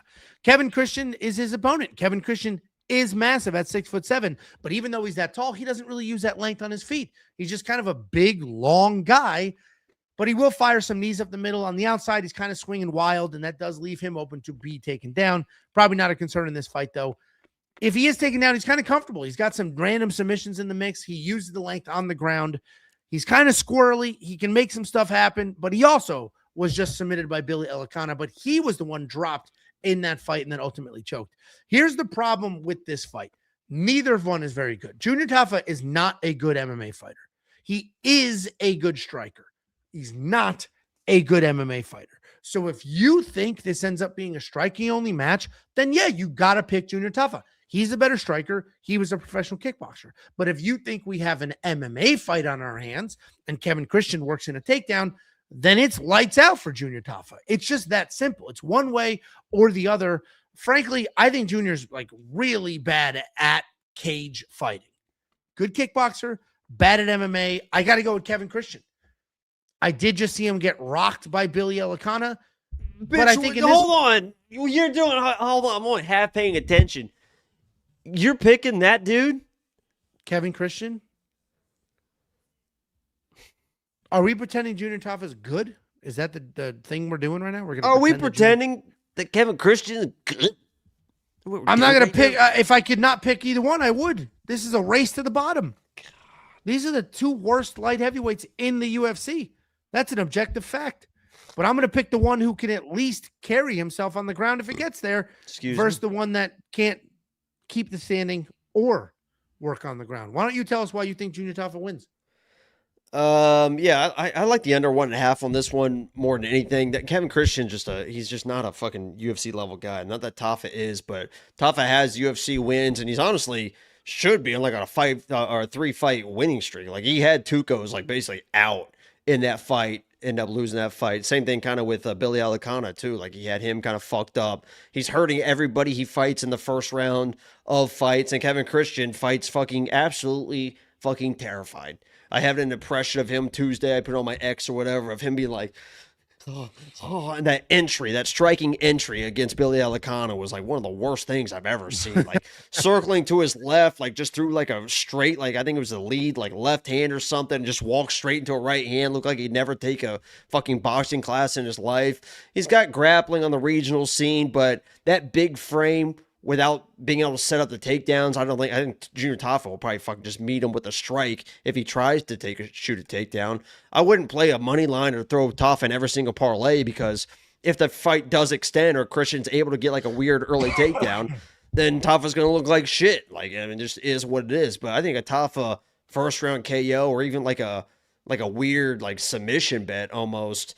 If Kevin starts like forcing takedowns when he's hurt, Junior just like decides, hey, there's a neck here. I think you play a first round Tafa and just move on to your life, honestly. Yeah, I mean, I'm probably going to avoid this one. Sounds like you didn't, or you are recommending that there could be $1 or $2 here. I was surprised to see that Kevin Christian is the fan favorite, if you will. 54% of people, slightly more people picking him than Junior Tafa. I don't think either one is very good, but I am surprised that people are picking Kevin Christian. I picked him because Junior Tafa's takedown defense is horrendous, dog shit bad. So kind of an easy path, but it's just like once he gets tired, then it's easy to exploit. And this is a big dude trying to shoot takedowns. I don't think he'll. I don't think he'll. When you're fucking 6'10", the fucking. Yeah, I don't think he's gonna shoot. He's got 70% takedown defense. I mean, Jesus. I don't think he's gonna shoot. And half those takedowns were against Tuco when Tuco was like basically out of the fight. So it's like, grow up, maybe. Think with your fucking. I think Kevin Christian pushes him against the cage, and then he drags him to the ground. I don't think he's got nothing to close the distance. He's got no striking. Great, bet on Junior Tafa. Well, we're going to Saturday. We're going to make a lot of money. Probably KO There in we 2.5 go. minutes and fucking be on our way. And if you want to see some of the other bets that may or may not be on Junior Tafa, go to the website, wewantpicks.com. Click become a member at the top. It's freaking $10. We have picks, we have bets, we have tools, we have an artificial intelligence, we have 5 different cappers. It's the best value this space has ever seen. There's nothing even remotely close, and it's only $10. If there is anybody out there trying to sell you a product in this space for more than $10, tell them they're a con artist thief.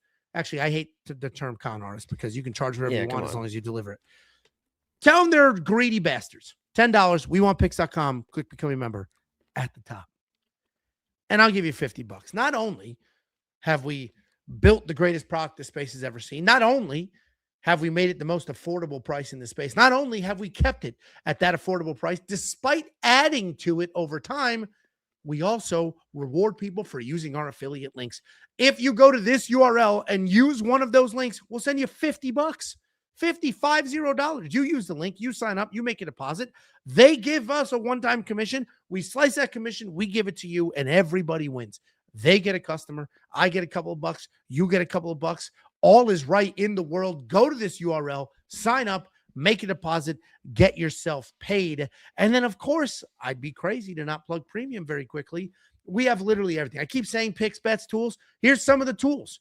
Data Analyzer allows you to manipulate data. The Tape Index, it's all lined up for you to do your own tape study. The Fight Simulator simulates fights 100,000 times, gives you the outputs. The Line Movement Tracker gives you the opening odds, current odds, win probability, and the line movement for every fight on every card. And all of those and a gazillion other things are available right now, not only for this card, but an entire month's worth of cards for freaking $10. And here's what the next month looks like. We got 328 next weekend. We got Vegas 117 after that. And we have UFC Macau after that. And don't forget to send some mail. Next weekend is UFC 328. We're going to be filming a vlog. Here is the address if you want to send something for the vlog, like a recipe for the cookbook. We Want Picks, P.O. Box 406, Prosper, Texas, 75078. We got a couple super chats, and then we'll open up a couple packs of cards. We got $4.99 from Fulishi Angelo for $2 million. Would you rather eat Denny's Grand Slams for every meal for 3 years or walk 10,000 steps per week? Listen, dickhead, I actually do a lot of walking. Today, I would pull up my phone right now, but I traveled today, so today doesn't count. I walk and talk. Jacob knows. I walk and talk. I wander the neighborhood with my dogs, and I call everybody in my phone. I'm a big boy. I get it.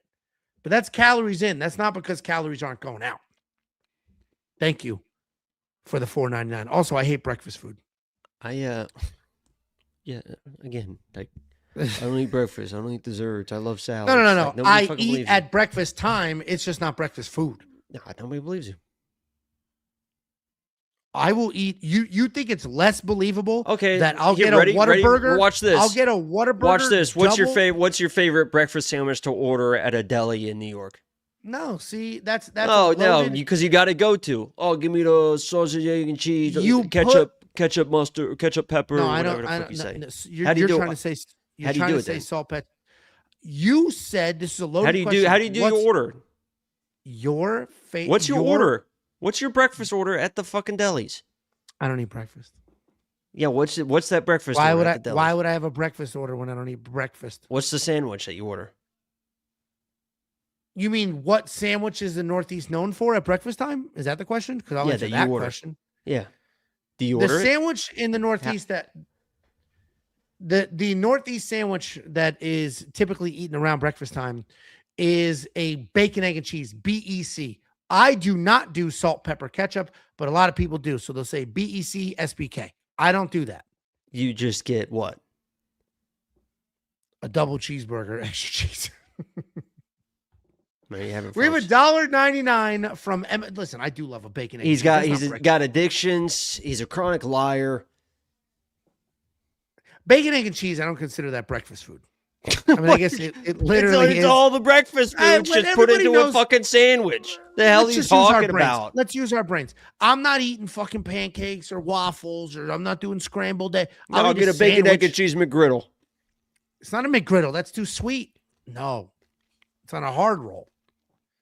$1.99 from MMA Brody, Tafa, and Malkoun round 1 KO is a plus 1,700. Does it hit? That's a Jacob question because I don't think Tafa Easily. wins. That's actually not a horrific parlay. Plus 1,700. That actually is. That's not Just crazy. punch him in the face, both of them.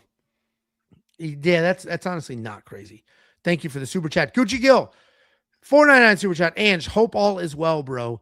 Please stream, fam, at least for the main card. Your energy is needed at 3 a.m. Also, Angelo, can we get a hitch and go? What's that? Stand up What's and that? just demonstrate what you think a hitch and go is. It's a dance? No, just whatever you, I don't know, just whatever you think it is. Stand up and just demonstrate what you think a hitch and go is. A hitch is like... Just stand up and do it. Just Okay, whatever you think. shit. It's like Pictionary. You just drew hitch and go, and now you got to act it out. Charades, dickhead. Hitch? Yeah, whatever. Yeah, hitch and go. Ready, go. Oh, Jesus. I ran into the window. What Was did that you it? just do? What did you? I don't even ran. know I hitched. what? I hitched. Is this a hitch? Huh? Is that a hitch? The fuck's a hitch? We just said before I need a second camera. I should use a second camera. What's a hitch? Let me see it, Mr. Two Camera. Let's see it, two camera It's boy. a football route. It's a hitch and go. You fucking hitch and then you fucking go. Well, that ain't me, dog. You're a bitch and go. Bruno the Blessed, 499 super chat. Yo, Big Ange, I gatekeep premium plays from my buddy Bam Bam, who won't pay the $10. Do me a solid and tell me stinks. Yeah, dude, fuck you, Bam Bam, you cheap pussy. You fucking cheap loser. You're asking your buddy for the plays? Do you borrow your grandmother's Netflix too? You fucking bum. Get a job. It's $10. You fucking poor dork. Bam Bam the pussy, not Bam Bam and work. Because if you were, you'd have $10 to buy premium. Absolute pussy. $1.99 from Gucci Gill. Crack. Oh, fuck Mary Kill. Charlie A, Megan Olivi, Laura Santa. Well, you know, Charlie, you're like a big Charlie guy, right? Charlie was a former local sportscaster in Indianapolis. So local sports in the morning or at night, Fox 59. She was doing like just the local sports in Indianapolis. So I've known Charlie for a while. When I met her, I went Fox 59. She turned around, took a picture with her. I would really get after Charlie. I would probably wife up Megan. Megan just seems like such a pure. She seems the most marryable, and not that the others aren't. She just seems like she was pregnant, still going to work. She's soft spoken. She doesn't. Well, you really jumped in here for Megan. You got some fucking weird thing. I was agreeing. No, I'm just saying. You got like a fucking the Pats coach going on here with Megan Olivi or something. I'm just trying to get my shared FMK, and you're just jumping in. Guys. Yeah, Meg. Yeah, I mean she does it. Yeah. God forbid I say something positive about a woman. Oh, I get it now. Oh, I get this now. Hold on, I get this now. So now, okay, because you got a little bit of something a day or two ago with Nina. Nina saw a little clip that you did, pumping up women. Nina put out there, yo, I don't know who this is, but I appreciate them. Angelo put out a little DM. Angelo put out a little post that was like, that was me in the video, Nina, and I fully support you in this industry as a woman. So now the second I bring up a Megan Olivi, he's back on this bullshit. Oh, Megan, yeah, she does all that. She works hard and stuff, and she even does the NFL and the way she stood by Joseph Benavidez and this. I don't know, stood by Sly dog. Yeah, when he I mean, not stood by him, but like literally was standing by him, like in the cage when he's like, because he almost died like every time he lost that belt, you know, or not. No, she Nina sent a DM and on Instagram and was like, hey, in all seriousness, like I was having a rough go. I saw that video clip. It genuinely made me happy. I hope all is well, blah, blah, blah. It's like, all right, cool. Like, and what did you say? Read your response. Let's see. No, it's not weird. I'm a fucking normal person. Yeah, you know, and you know, if you ever want to link up and do something, let me find it, please. You know, if you ever want to be on the show, or you know, just She said, "Hey, I wanted to say thank you." Are you supposed to leak DMs like this? She said, "I wanted to thank you for that sweet video. I watched that clip 2 days ago. Was having a shit day. Just leaking DMs. These are private conversations." And that clip seriously made me happy. So it was just genuine. And I was like, I meant when I said we do some betting content, so we get some weird hate as well. I know it's easier said than done to ignore the hate. That's it. Couldn't imagine being a woman in that world. Sounds like you're leaving some stuff out. No. I sent that in 2 pieces, but that was it. All right. We'll do the card opening after a couple fights because this interim piece has been going on. Opening up the UFC Perth main card, we have Tai Tuivasa taking on Louis Sutherland. Tai Tuivasa 14-9 in his career, 0-5 in his last 5 on a 6-fight losing streak. Taking on Are we going to get banned for showing those? Those things are perky, dude. Louis Sutherland too. Yeah, I know exactly what you're talking about. Cross my legs. Those things sitting pretty, dog. I really hope the teacher doesn't ask me to go right on the right board. Louis Sutherland, 10-5 in his career, 3-2 in his last 5. He's looking for that first UFC win. We don't need to spend a ton of time breaking down Tai Tuivasa. We all know who the hell Tai Tuivasa is. The guy's a ton of fun. Gets out there, slings some leather, pounding leg kicks, good striking. His chin is very, very good all time at one point, but it's definitely fading. Not quite Kelvin Gastelum gone, but isn't what it used to be. You're not going to see him shoot a takedown because he literally never has. Takedown defense just okay. Louis Sutherland, built like a bodybuilder, not the abs or the muscles, but the bodybuilder walk, the bodybuilder neck, the inability to wipe his own ass, bodybuilder type movements. But he's actually surprisingly fluid. How do blind people know that they're done wiping? I think they smell it. How else would you not think you smell it? That's the only way to know. How else would you know? That's it. Yeah, too easily. Louis Sutherland, he will use some kicks. He's got a random jab. Like anything I'm about to say about how he fights was literally thrown out the window in his last fight because he just ran forward against Brando Pericic. And there's somebody that's blind in the chat, type of 5. Type of. Why is that funny? They can hear. They can type, Angelo. Yeah, but they don't know which one's 5. So type a ... 2 dots under that, 3 dots under that, and then a dot in the middle. Type one of those. That's a Braille joke. Louis Sutherland should not win this fight for a handful of reasons. A, stepping up on short notice. B, not very good at fist fighting so far. C, Tai Tuivasa. Jacob did that whole rant earlier with Vince Morales talking about this is a major step down. This is a major step down. Tai Tuivasa is fighting freaking Cyril Gahn. Tai Tuivasa is fighting Sergey Spivak. Tai Tuivasa is fighting Sergey Pavlovich. Tai Tuivasa is fighting these like top 5 heavyweights in the world, and then Louis Sutherland steps up on short notice. You're getting a discount on Tai because of the losing streak. But that losing streak, every single person in that streak would have done the same to Louis Sutherland, including Towson Teixeira, where honestly, if Tai didn't have a year layoff and if Tai wasn't well over 300 pounds in that fight camp, he would have won that fight. He just needed this much more cardio.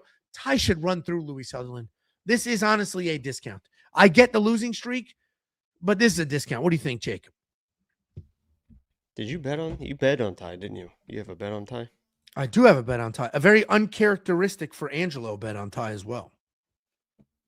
Yeah. I'm going Louis Sutherland in this fight. Oh my God. Because he's the only one that's going to come in with like an actual game plan. Like Tai Tuivasa comes in. What game plan? Did you watch his last fight? Yeah, what did he do to start that fight, Angelo? Ran forward like a fucking idiot. Shot a blast double that he gets on Tai Tuivasa 10 out of fucking 10 times. He knew he was against a dangerous striker. He shot actually a pretty decent blast double, just ran him through the fence. Petrovic was able to get back to his feet. He tried to wrestle him again. That's where he was getting in trouble. But those same takedown attempts are going to get Tai Tuivasa to the ground. Now, I don't love Louis Sutherland. You know, Saturday, that's probably where the value is, or a Tai, like early knockout type of play. He's not the best striker. Tai can knock anybody out. But Tai's going to come in, just try to knock somebody out. Louis Sutherland, I have to imagine, is going to come in and do the same thing, try to wrestle Tai Tuivasa. And I think he can get a takedown on Tai Tuivasa, and then we'll see what happens after that. So I like Louis Sutherland as the value here. This guy's lost 5, 6 fights in a row for a reason. takes your head off or he fucking loses. And if Louis Sutherland's getting an early takedown, then I think he wins. So pretty easy. Serious question. Let me walk through the people who just beat Tai Tuivasa. You tell me if you think those people would or would not beat Louis Sutherland. What does it even fucking matter? That's just an irrelevant argument. It's not 6-fight losing streak. Louis Sutherland shot a blast double that easily takes Tai Tuivasa down. That's my only argument. I don't give a fuck about anything else. Okay, well then okay, because you said 6-fight losing streak for a reason. It'd be the same losing streak. Yeah, you're knocking people out or he's losing. That's a very what are you talking about? You're trying to like post some argument for some other argument. This is how I lived the last 4 months of my life. Cyril Gane, Sergey Pavlovich, Alexander Volkov, Marcin Tybura, Jairzinho Rozenstruik, and Tafa. Yeah, he couldn't knock him out, so he lost. Don't you get it? Okay, great. And That's all I said. What the hell argument are you trying to make? Not what you said. You said that is exactly what I said. You said 6-fight losing streak for a reason. Because he couldn't knock him out, so he loses. That's his game plan, to knock somebody out or he loses. Okay. And Louis What the hell's going on here? I'll bet you. What are we betting on this fight? I don't give a fuck about this fight. Now you're trying to switch the argument. Sounds like you care quite a bit. I'm trying to solve the argument with a bet. Anyway, you guys can solve the argument because we got tiebreakers on the website. We have an artificial intelligence. We have multiple cappers from that. Actually, I would avoid the cappers from that side of the world this week. They get very biased. But we have the artificial intelligence and we have Kunith. Use them as tiebreakers. We also have tools, picks, bets, everything. WeWantPicks.com. Click Become a Member at the top. 349 New Zealand Super Chat. Opinion on new bantamweight prospect. Nice try. Nice try. I have been gotten with this one before. I've been gotten with it, but the way that they got me last time was the letter I. No, they wrote ICE. ICE. Wallow. And then come. I've been got before. You're not going to get me twice with the same thing, especially with all these crazy characters. But I appreciate the super chat and the attempt. And then we have the incredibly accurate, remarkable, very brave OMAC Outdoors. I'm blind, and I imagine Ange is big, sexy, ripped, beautiful. Based off his voice. We appreciate you. And he can hear when your double chin smacks against the fucking microphone. Point it out next time it happens. Next up at UFC Perth, we have Shamil Gaziev taking on Brando Pericic. Shamil Gaziev, 14-2 in his career, 3-2 in his last 5. Just got knocked out by Waldo Cortez Acosta. Taking on Brando Pericic, 6-1 in his career, 4-1 in his last 5. Coming off of that very fast win over Jacob's favorite pick on this card, Louis Sutherland. Shamil Gaziev, tough to look at. You can't say something like that because people will actually think that you're being serious, and then the random hate comes. They'll be like, well, what the fuck? Kick on the card. Oh my God. Shamil Gaziev is the reason I drink. A very unfortunate looking man who has a face for not even radio for under the building. But he's not ugly for no reason. He's got decent fight skills. He's got decent hands. He's got decent wrestling. Improv Ange, guys. Hold on. He can move forward and he can make something happen. Shamil Gaziev is pretty dangerous. He got a little too reckless in his last fight, moved forward, thought he had his opportunity to get Waldo out of there, and instead he ate a big one on the way in. Taking on Brando Pericic. This guy is big. He is athletic. He moves like a much lighter man. He's very agile. He's got good hands. And he's leveled up. He has good offensive wrestling, decent defensive wrestling as well. We've never really seen the defensive wrestling against anybody any good.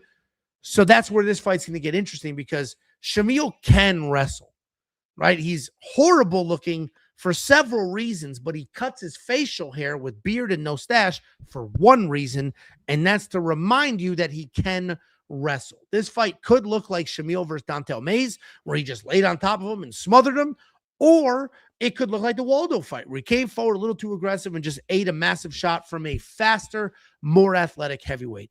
Personally, I think that's what happened. So I'm on the Brando side. But there is a piece of me, a small piece of me, that is a little nervous that Shamil's just going to wrestle. And he's going to come forward and wrestle against the cage, be big and gross and disgusting. And Brando's going to turn his head because he want to look at him in the eyes and get dragged to the ground. I'm going to pick Brando here. I do think the footwork and the speed and the athleticism is going to be enough to get it done. But Shamil isn't horrible, and people are just assuming he is off that last fight. But Waldo is very good. What do you think, Jacob? There's a lot of glass house stuff in that.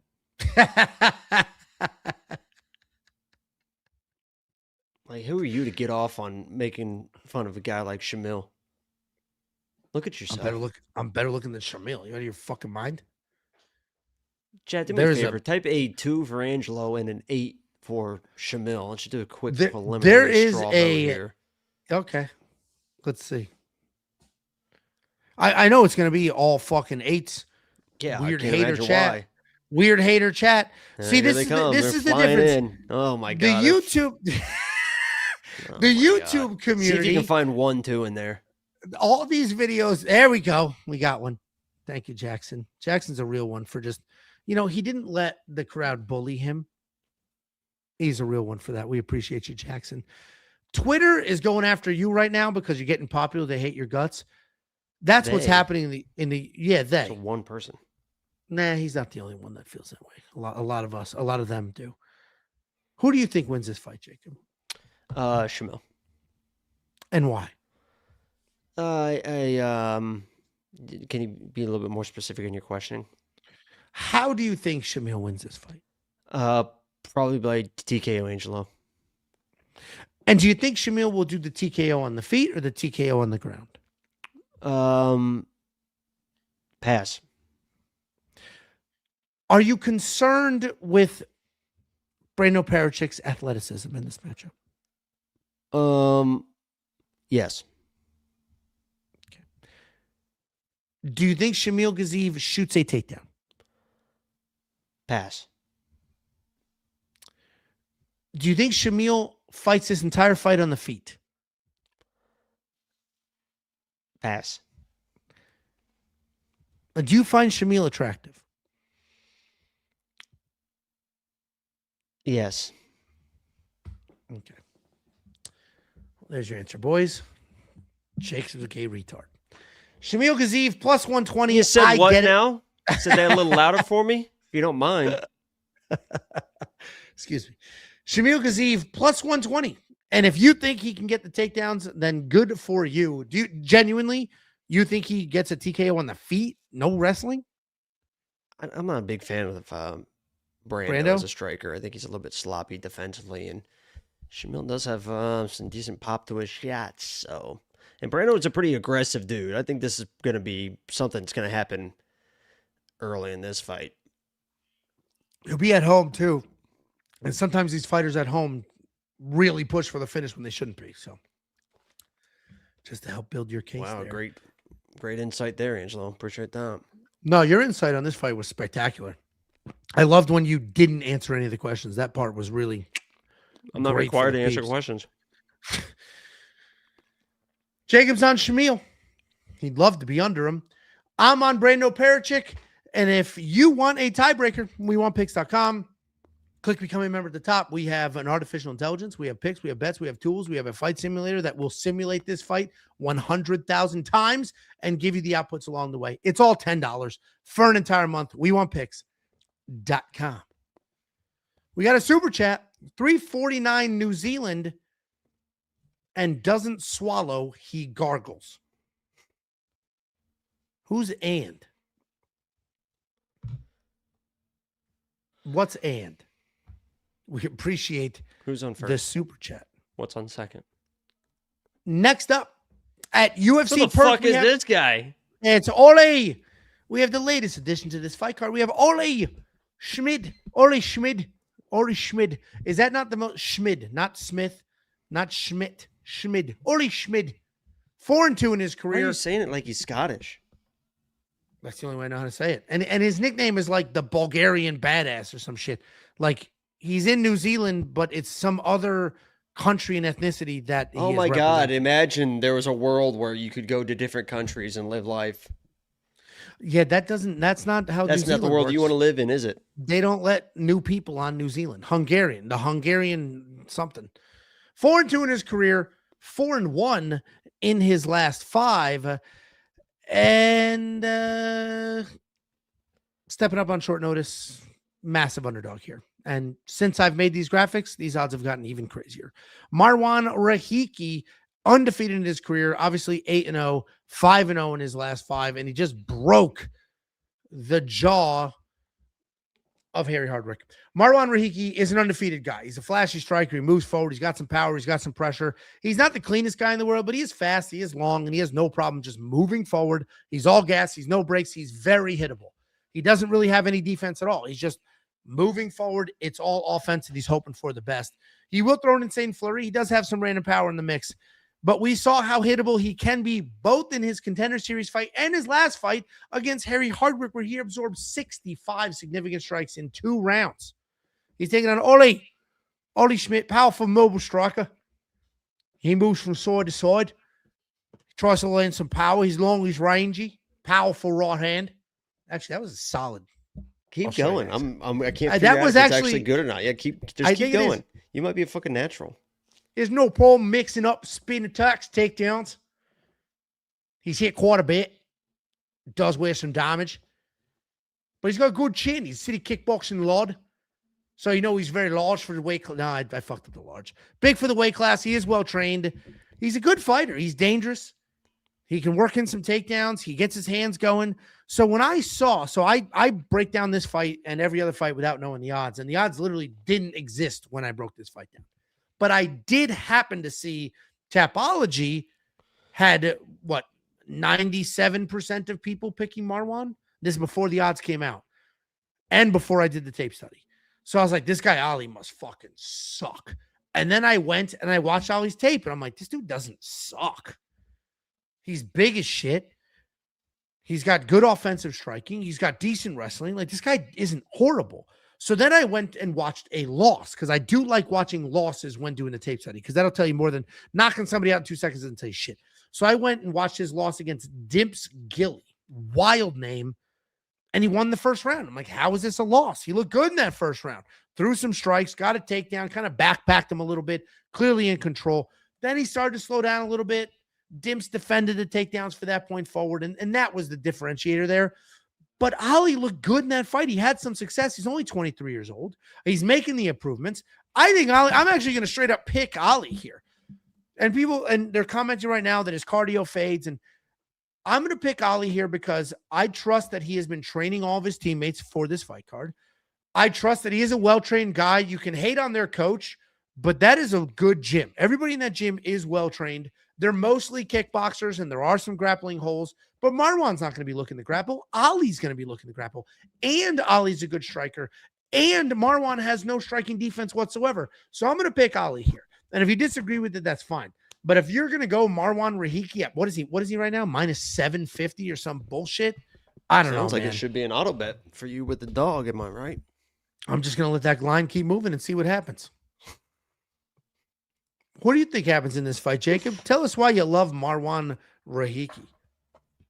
Yeah, he's fast, dangerous striker. He should win. Do you think he defends the takedown, Jacob? I don't think it's gonna matter. I haven't really looked at this fight, so. Oh, all right. So we're just, I guess, beating Harry Hardwick is enough for Jacob. Harry Hardwick. He just now got his fucking jaw de-wired. Yeah, I think that was a pretty good win. Yeah. Harry Hardwick. Did you see him the fight where he was coaching with his fucking? Yeah. Yeah. It was his brother, right? He was coaching his brother, or him and his brother was coaching, something like that.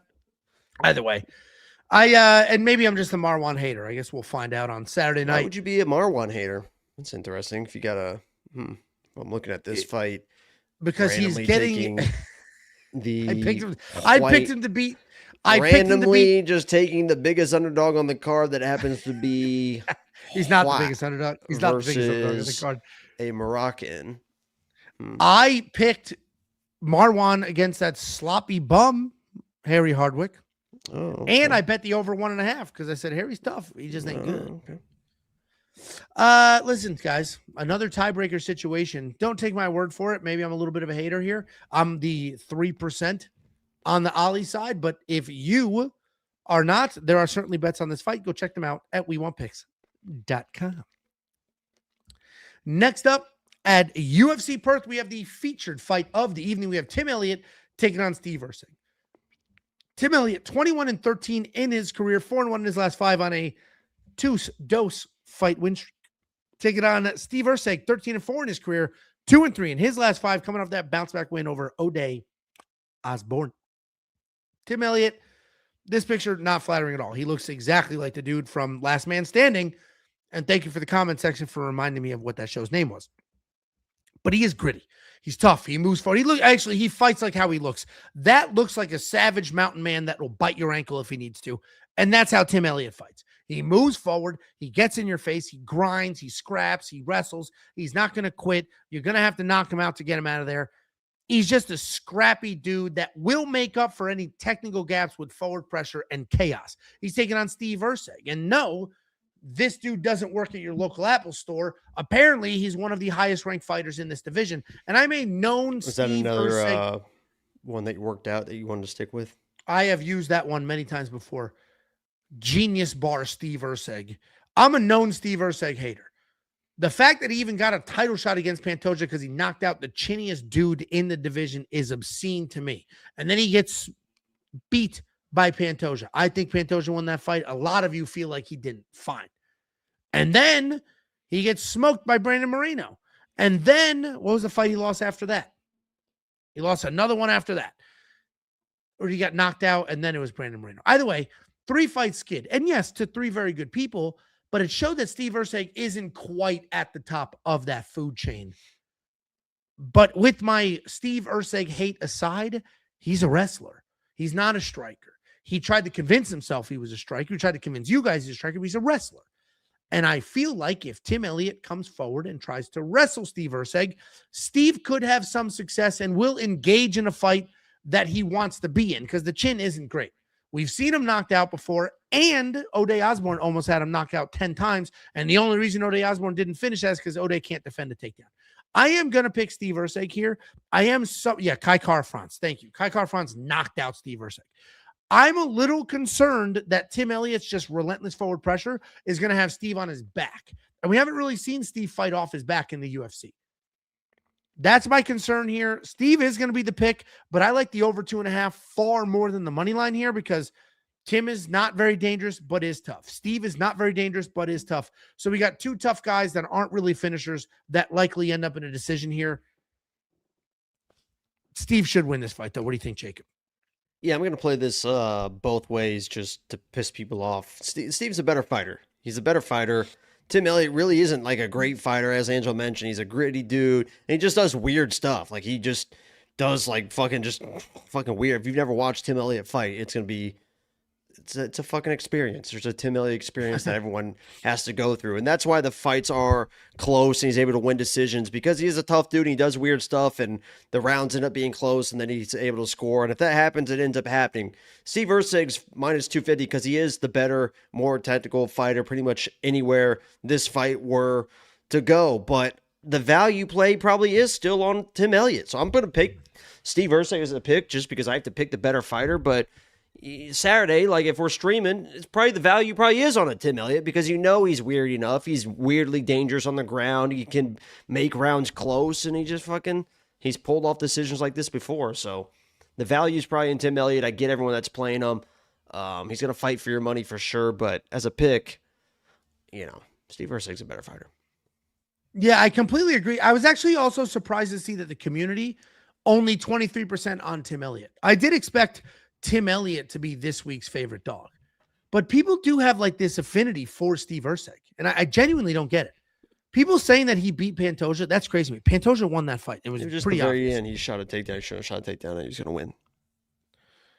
Tim Elliott, tough guy, probably doesn't win this fight, but we do have some bets. There are a handful of bets on this fight. So if you want to check those out, WeWantPicks.com. Click Become a Member at the top. It's only $10 to unlock all of those bets as well as every single tool, pick, and everything else that we do on the website. David Rio said Tim is on a mission. His wife cheated on him with his best friend.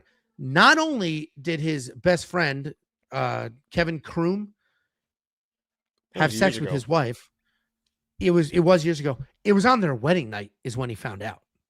They did it on their wedding night. They had been cheating. She still decided to get married, which is crazy. And then Tim found out or caught them on the wedding night. Crazy. Absolutely crazy. Kevin Kroom, a complete scumbag piece of shit. Tim Elliott's a great Twitter follow. He's pretty funny. He's wild. Isn't he crazy too? Like, not worried about anything? He's a pretty funny guy. I agree. All right, let's open up a couple of quick cards. I got 2 packs loaded and ready to go. We ready? Last week, I got that Randy Couture. So these are Home of Fight repacks from collectibles.com. So Matty Betts hooked this up. We'll open up a couple of cards. If we get something good, we can sell it. We can trade it back in. We can keep it. Do whatever the hell you want with it. You get the physical copy at home. So let's go ahead. No, hold on. Because I'm getting a little pissed off here because I opened these cards too on my stream and I haven't gotten shit. You're winning. I see people on Twitter. I got the winning like crazy. $145 card. Somebody is taking all the fucking low cards so everyone else can win. And I want credit for that because I'm taking everyone that watched the streams. We're getting fucking dick down. We had a Jailton Almeida. We had a fucking, I can't remember, Kopylov. We had a Wei Lee. We had a fucking Alex Morono or something. I got the so when you hit this big, that's why I'm taking all the low ones. So here's the way this works. A lot of people are like, the pack. The way these work is Vicente Luque. Oh yeah, that was our good one. The future champion, a pack, right? You love Vicente. You buy a pack, you open up the pack, and maybe the card is worth more than you paid. Maybe it's worth less. If it's worth more, you can sell it. And any card you can just keep. You can say, send card me the $60. $60 to open a card. Yeah, and you can say, send me that real version of the card. I actually took the Randy Couture card. There was a guy on Twitter that mentioned me. He was like, I started opening these because I watched your stream, and then he hit like a $450 fucking... Yeah. Yeah, so, I'm getting shit. So you're about to hit it big, probably. I guarantee it. Here we go. Watch. Because I'm not the card guy, maybe. Yeah, we'll see what happens. So we don't know what's in the card, and we don't... Maddie gives us credit. Just open it. Come on. To get a card. All right, here we go. I'm opening it. Here it comes. No volume. Really ruins the mood. What is it? What the fuck is that? Sucks.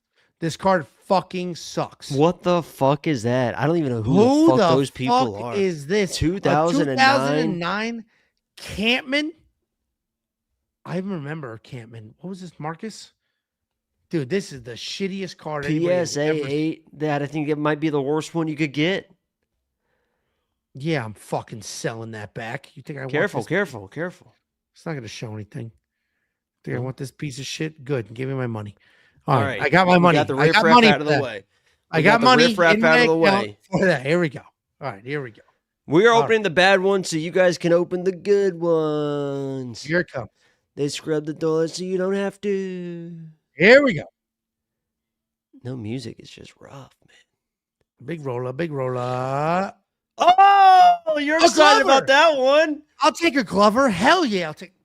I'll take a Glover. Hell yeah. I'll take a Glover. A 2022 Glover? Hell yeah.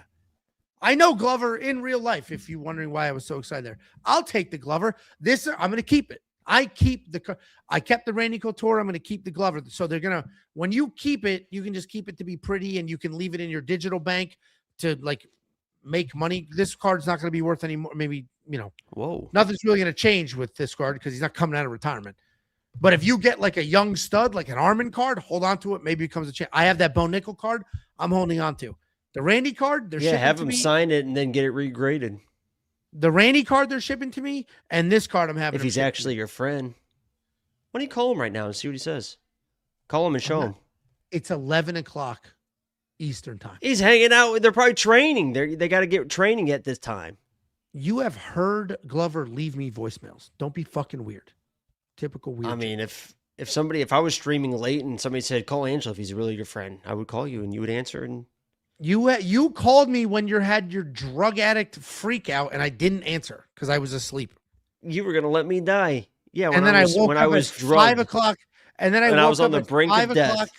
5 o'clock in the morning, I wake up and I start calling you like crazy and sending you messages like, dude, are you okay? You know what's so funny is I woke up to voicemails and text messages saying I was drugged. Call me back. I was like, what the fuck? No, all I said was I was drugged. I was thinking about that today because I was like, if I ever did do Kill Tony, it's funny that we were talking about Kill Tony today.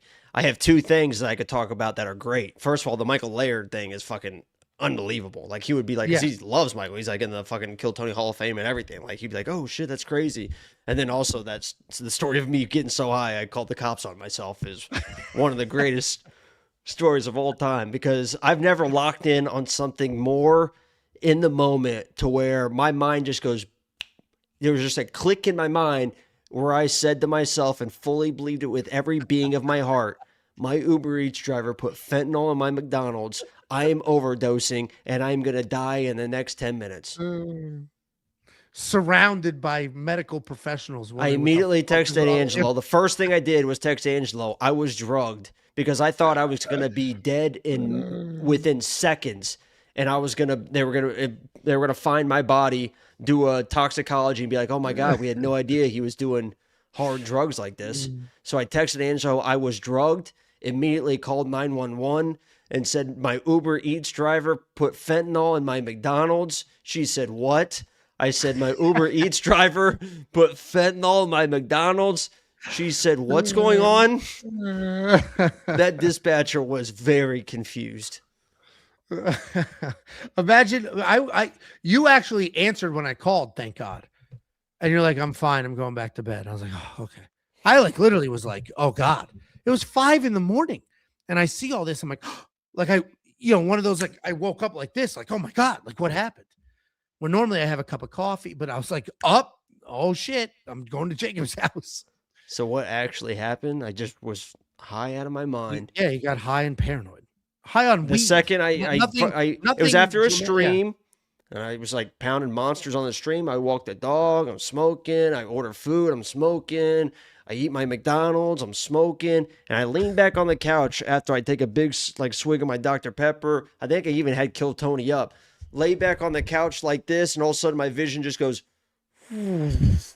like this, and I just went. Like took a breath like this, and my mind immediately went to, oh my God, there was fentanyl in my McDonald's.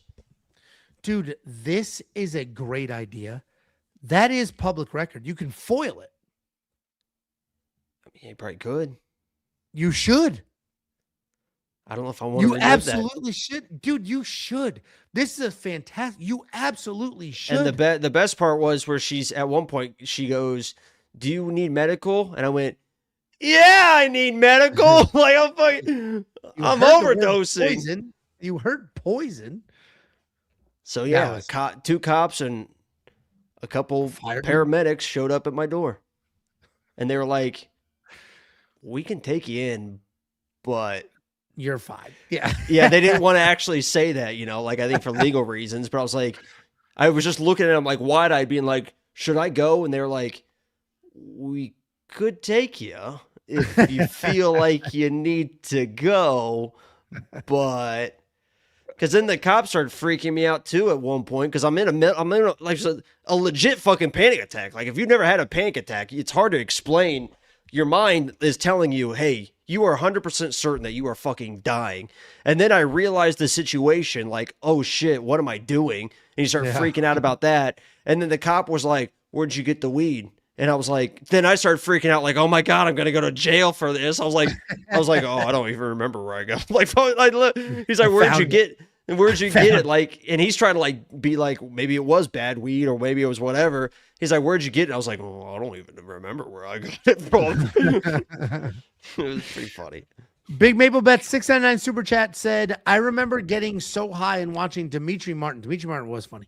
Back in the day, I laughed so hard I got a nosebleed and instantly thought I was dying. That is funny. That's why I don't do any of that. I'll drink, but I won't do anything that messes like with I mean, I guess alcohol messes with your mind too, but it's a slow burn. It takes a lot of alcohol to get there. And once I feel myself getting there, boom, I'm done. $10 super chat from Brandon Lawson. Hey guys, thanks for all the work you put in.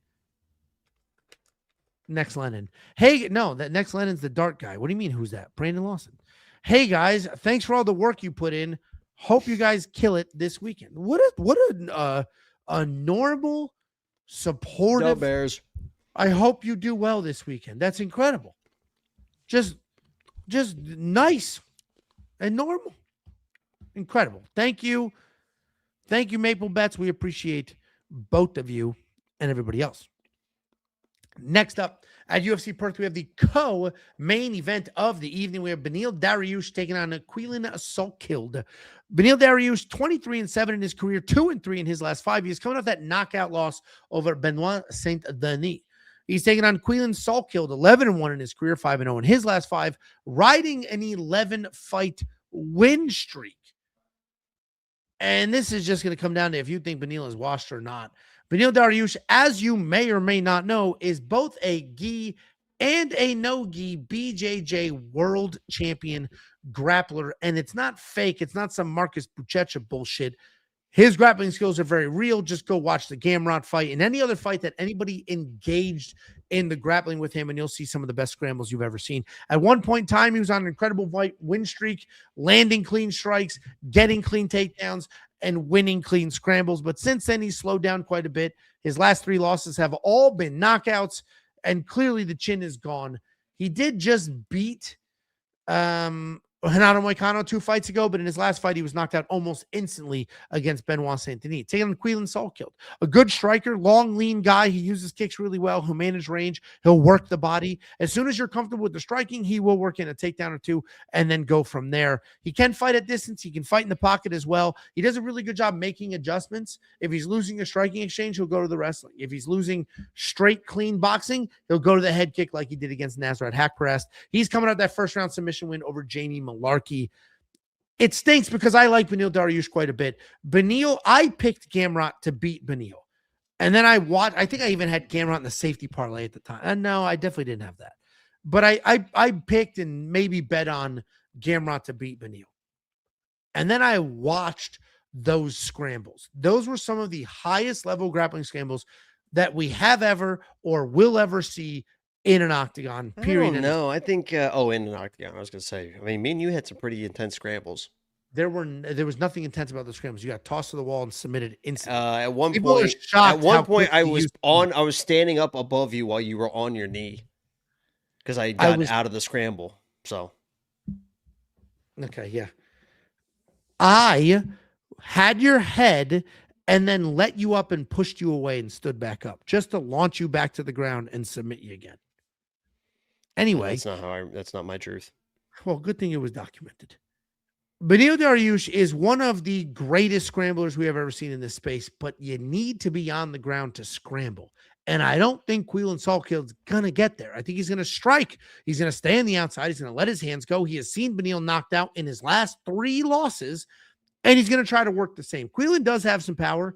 Now, Quillen would be essentially the worst fighter Beneil Dariush has ever lost to. And I'm not saying Quillen's a bad fighter, but Beneil's losses are Benoit Saint-Denis, who I also think would beat Quillen, Charles Oliveira, who I also think would beat Quillen, and Arman Tsarukyan, who I also think would beat him. So Quillen effectively would be the worst fighter Beneil's lost to. So I understand that there's a vocal amount of people saying that Beneil wins this fight, but none of you are actually documenting that bet or placing that pick on Tapology because 93% of people picking Quillen. And if you... Why do you say it like that? How are you supposed to say it? Oh, I thought you were saying Quillen. If you think Quillen Saltkilde wins this fight 93% of the time, then minus 400 is the deal of the century. And I do think he wins this fight because, unfortunately, I think Beneil Dariush just has no chin left. Jacob, what do you think? Yeah, I've been very anti-Quillen for quite a while. I would just recommend doing this.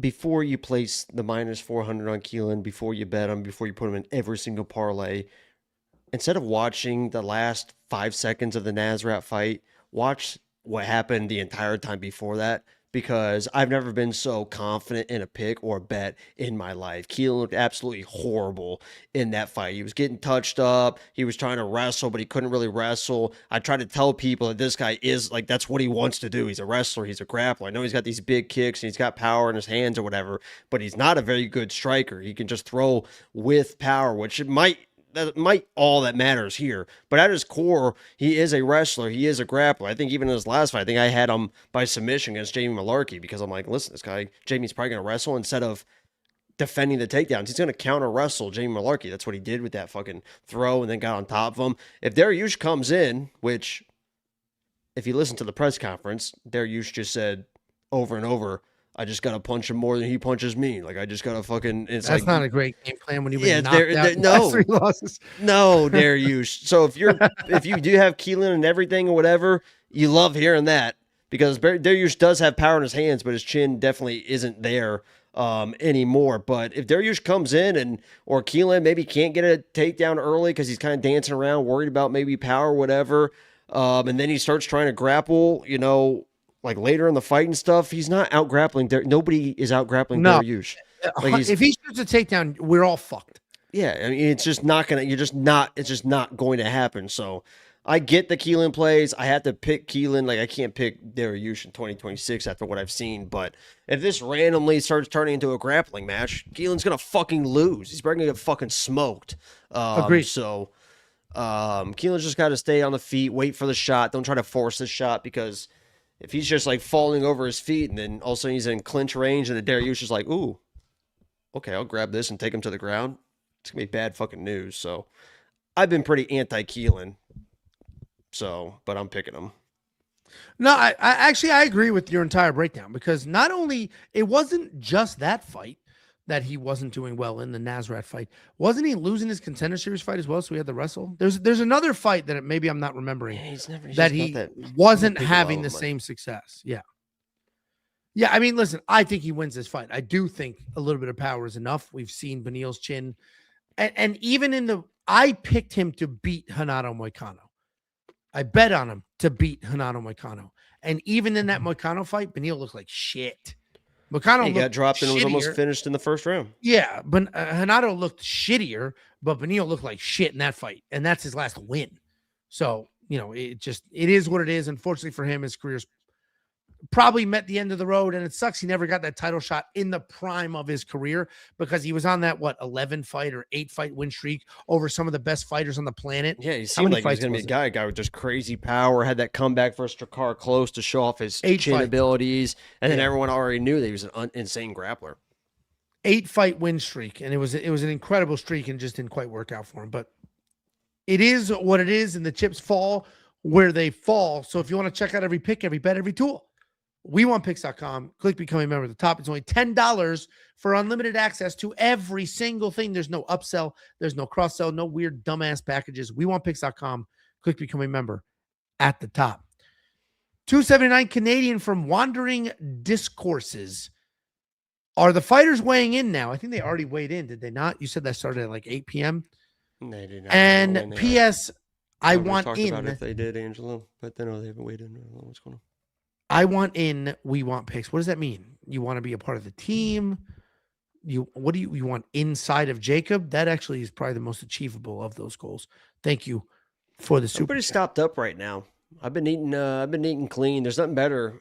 Actually, you have no idea, but why would you? When I start eating clean, I get pretty regular. Where you just like one big old dumpy a day. A lot of times it's in the morning, but sometimes I'm trying to get back in that rhythm. I've been just pounding. When I eat healthy, my go-to is ground turkey tacos. Oh yeah, dude, lunch, you make that shit all the time. Lunch and dinner.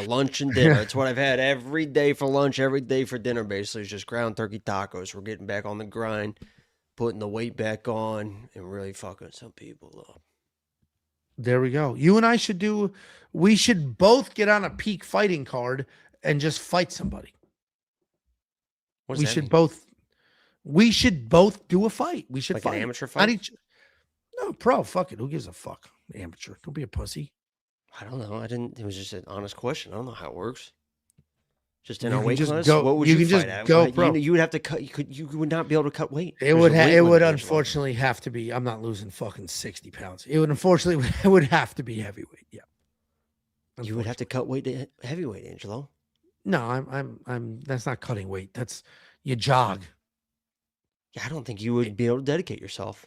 If I trained for a few weeks, dude, when I was Here we go. Yeah.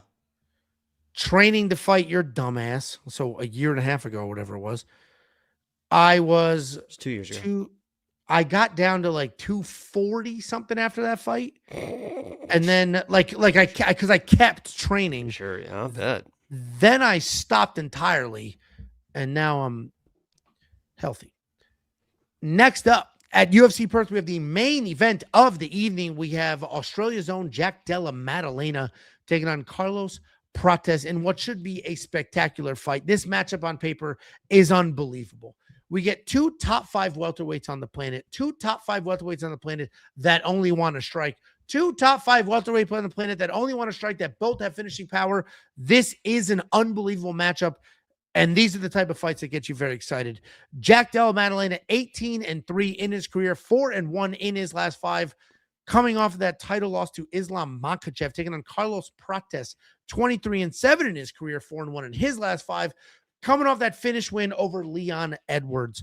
I'm not going to waste a bunch of time talking about each fighter, because if you don't know their styles by now, then I'm sorry, go watch their fights. You're missing out. I'm going to pick JDM here. And the reason I'm going to pick JDM here is I love his jab. He has a nonstop jab. He's very busy. He's the more active of the two, and he has a nonstop jab. If you go look at Carlos Prates' fights, he's a little bit low volume, and the only time he's ever really had trouble with fighters is fighters who had really good jabs. He lost to Ian Gary. Ian Gary's jab is what won him that fight. He was losing the Trevin Giles fight. He lost the first round, found a finish in the second round, but he was losing that fight because Trevin Giles had a really good jab. Trevin Giles hit Carlos Prates like 65 times in a round and a half or something crazy like that. He was snapping his head back.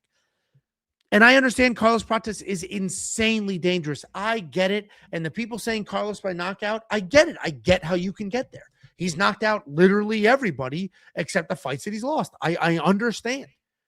But there's nothing that I've seen that makes me think Della Maddalena is just going to get knocked out. I haven't seen him chinny. I haven't seen him, other than his nose facing in the wrong direction, I haven't seen him be like defensively reckless. And I think his literal nonstop jab is going to start to win the minutes and then win the rounds. And then once he feels a little bit of the Carlos power, I think JDM wrestles. The amount of time and effort he put in preparing for Islam, while we didn't see it in the Islam fight, but that effort was there. The jiu-jitsu is there. The wrestling is there. I am not a Della Maddalena guy. I've picked against him incorrectly before, but I do think stylistically, volume and a good jab should be enough to get this done. So I am picking JDM. If Carlos Prates knocks him out cold, that would not surprise me whatsoever. Carlos Prates is the more powerful of the two. The only surprising outcome here would be if Carlos Prates won like a volume striking fight without a knockdown, or if JDM just slept Carlos. I think this fight actually goes long. I think it's relatively close, and I think JDM wins with just sheer volume and a very good jab. What do you think, Jacob? Yeah, jab ain't gonna be there.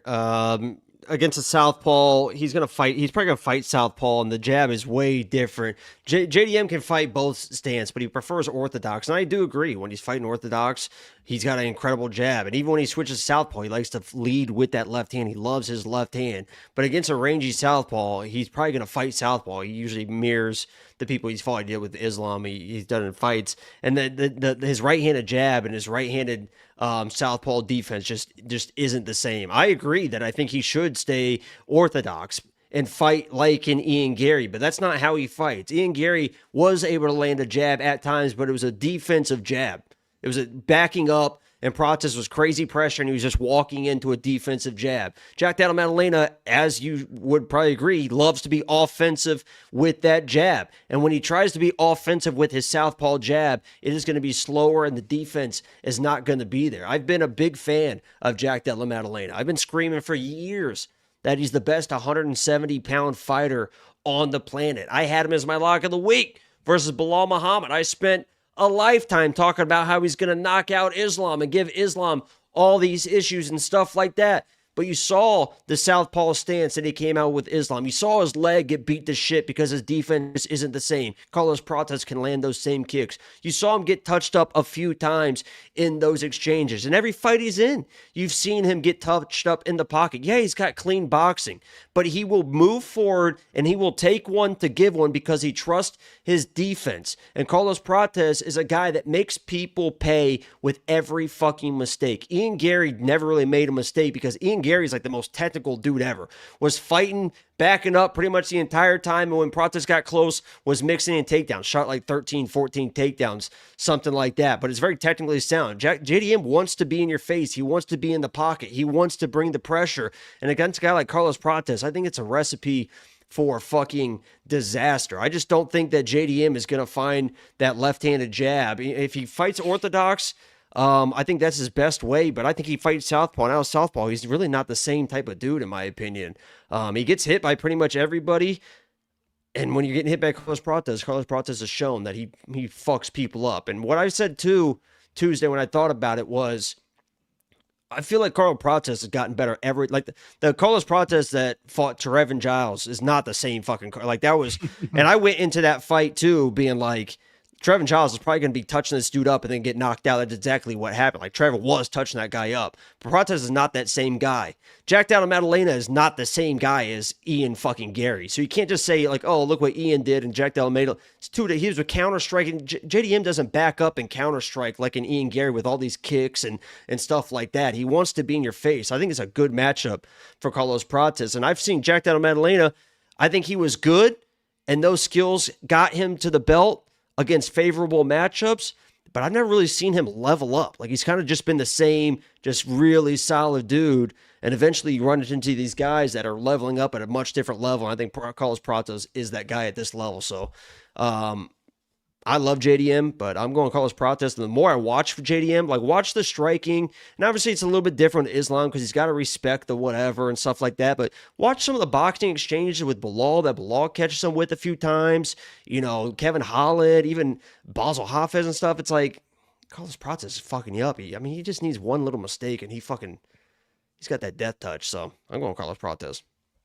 Yeah, listen, I get the Prates power. It's wildly impressive. And I mean, your analysis is very good, but I would argue if we're looking at, oh, look how JDM fought Islam. Well, the takedowns. Look how JDM fought Bilal. He's got to worry about the takedowns. Look how JDM fought Basel Hafez. He had to worry about the takedowns, and he cut weight twice in 7 days going into that fight. So a lot of weird circumstances, and he won all of those except when he beat Kevin Holland. And Kevin Holland, if he's only striking, is very good. Kevin Holland is a straight-up striker. Fuck up Kevin Holland. Fuck him up. Okay. And Della Maddalena also beat him. See how easy that is? I am surprised that Carlos Prates opened at -175 because when I first saw these odds, I didn't see them the minute they opened. When I first saw the odds, JDM was a slight favorite. And now he's a slight underdog. That yo-yoing seems appropriate to me. Seeing Carlos Prates as almost a 2-1 favorite on open, that is a bit surprising because one of these guys is the former world champion. The other one, very, very good, but has 7 losses. I think and lost to another top 5 guy in this division. Really surprised at the speed discrepancy on this one. And I love JDM, but when I rewatch him, I'm like, man, that little lazy southpaw jab that he throws to the body and stuff, like, he's gonna get fucked up, man, I think. Well, the good news is I absolutely love this fight. Oh, look at this. I just got a DM on Discord. They found the clip, the Kill Tony episode. Well, we'll go to it after this. The Kill Tony episode where we get shouted out there. Well, don't play, you'll get copyright. Kim Cogden and Sarah Wenchek. Like, that's how old it was. Kim's funny. I like him. Actually. I don't know who either one of these people are, but either way, Jacob and I are split here yet again. We're split quite a bit on this card, so if you need a tiebreaker, you know where to go. The website. We got a couple of New Zealanders, and one of them also didn't pick JDM. Bet on Carlos Prates when he was plus money. So check out every pick, check out every bet, every tool. It's $10 for an entire month. UFC 328 is next weekend.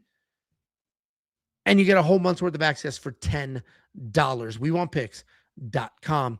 Couple super chatterinos, 279 from Big Maple Bets. Maybe Angelo versus Estevam at a 310-pound catch weight. Rafael Estevam, that little man boy, he actually could probably take me down. Fast as shit, relentless. I like Estevam. I mean, I almost took you down. I got deep on a single every time I shot one. Imagine if I knew what I was doing. And then what the craziest part about that is your feet went over your head and you flew into the wall. Yeah, but the speed at which I was able to get deep on a single leg on you was pathetic on your end. And then your feet went over your head and you were thrown into the wall. So that's what I got right back to my feet and you were still on your knees. It's just not. And then you got tapped out 3-4 times after losing the striking. $2 super chat from the boss. Mike Finch -500 versus Angelo.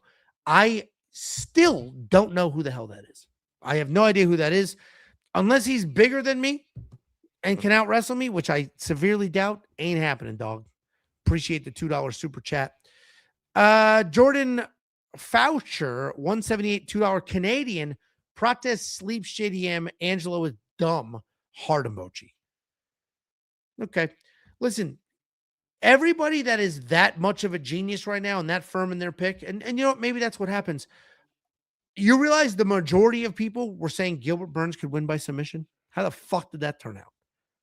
This is what happens. Everybody said that Tom Peterson had no chance whatsoever. How did that turn out? Everybody is insanely positive until the fight actually happens. Wandering Discourses, 279 Canadian. We got a lot of Canadians here. To join the team, bring me on, boys. Pericic decision sprinkle. Dude, just type the whole fucking word. What are we doing? It costs more, Angelo. It does not. You're not paying per letter. You literally are. The more you fucking donate, the more you can type. Are you stupid or something? I must be. We'll have to test that out. What do you mean you have to? That's how it is. That's why the long messages are fucking more money. The hell are you talking about? That's how it works. It quite literally is a character limit for how much you donate. It's pay to pay. Are you being serious? Yeah. Are you stupid or something? Have you never supported a stream before? See how long this one is? Because he spent $10. Is that really how it works? Yes. I had no idea. Jesus. That's crazy. I guess it makes sense. I had no idea. Gucci Gill with the $9.99. What do you think when I typed out that fucking thing, it was $50? You think I just gave $50 just to give $50? I had to pay to get all those characters in there. Just to lose 30% of it on the way back. That's crazy. I didn't know that. All right. I guess that makes sense. Gucci Gill, $9.99. Just want to say thanks for fitting the stream. Do me a favor, test it out, everybody. Donate and see how many characters you can put in there. Let's see if you guys think I'm so wrong. I hope you stream for at least the main card. Also, are you going to do the prop video? That's to you. One of my favorite ways to find last minute plays. Thank you very much, Gucci. We appreciate you being here from the beginning. I asked Gucci. I said, Gucci, are you that dude pretending to be me, commenting on everybody's shit? He said no. Yeah, but also he's not here. Interesting. Gucci, that is true. Gucci's on the stream, and that the Angelo Bodetti isn't on the stream. That dude, that is interesting. You could be right, because he was panic, cold feet. He was a whole bunch of other fake Angelo accounts, but this one is different because this one's going to other people's pages and commenting as if they're me, and their YouTube page says this is a parody, which I don't think Gucci went that far in the previous ones. Either way, guys, thank you so much for being here. This was a late Thursday night stream. One of us was drinking, one of us was just being lame and touching himself under the table so that you guys couldn't see. If you could subscribe, that would be very helpful. If you hit the little bell, even more helpful. If you want to go to the website, become a premium member, the most helpful.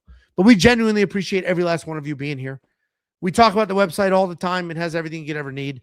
We got a lot of really good fights coming up. I think this is the longest stretch I've ever been a part of since this channel started, right? We haven't had a break in an insanely long time. There are no breaks on the horizon. They just keep announcing fight cards. And we're going to hit a break eventually, but like it is crazy the stretch that we're in right now. So I appreciate you guys. Jacob, any last words for the people? Look out, the plan right now is probably 3 a.m. Be up and streaming. So Jesus. fucking lock it in. You guys better fucking show up, because if I'm sitting there in front of 25 people, I'm be real fucking pissed. That's crazy. Good for you. It won't be 25 people because there's people all over the world in different time zones. I'm But just saying there better be fucking 2,500 in there. I legit am going to miss a giant chunk of that card. So reminder, there will not be a recap on this card from me. It ain't happening no matter what. We can make $1 million. We can lose $1 million. There's no recap either way. Maybe I'll throw a little recap up. You should. If you're awake, go for it, dude. Easy with the yelling, dude. Ouch. Yeah, straight up, you should. I just voice. literally, you should do a recap. I just literally won't be able to. If this is you, that clip. Okay. All right, guys. Thank you so much for being here. Genuinely appreciate every last one of you. We've got like 24 hours before. When's the last time fights. you took a big swig of some milk of magnesia? Ew, never. Ever. Okay, goodbye.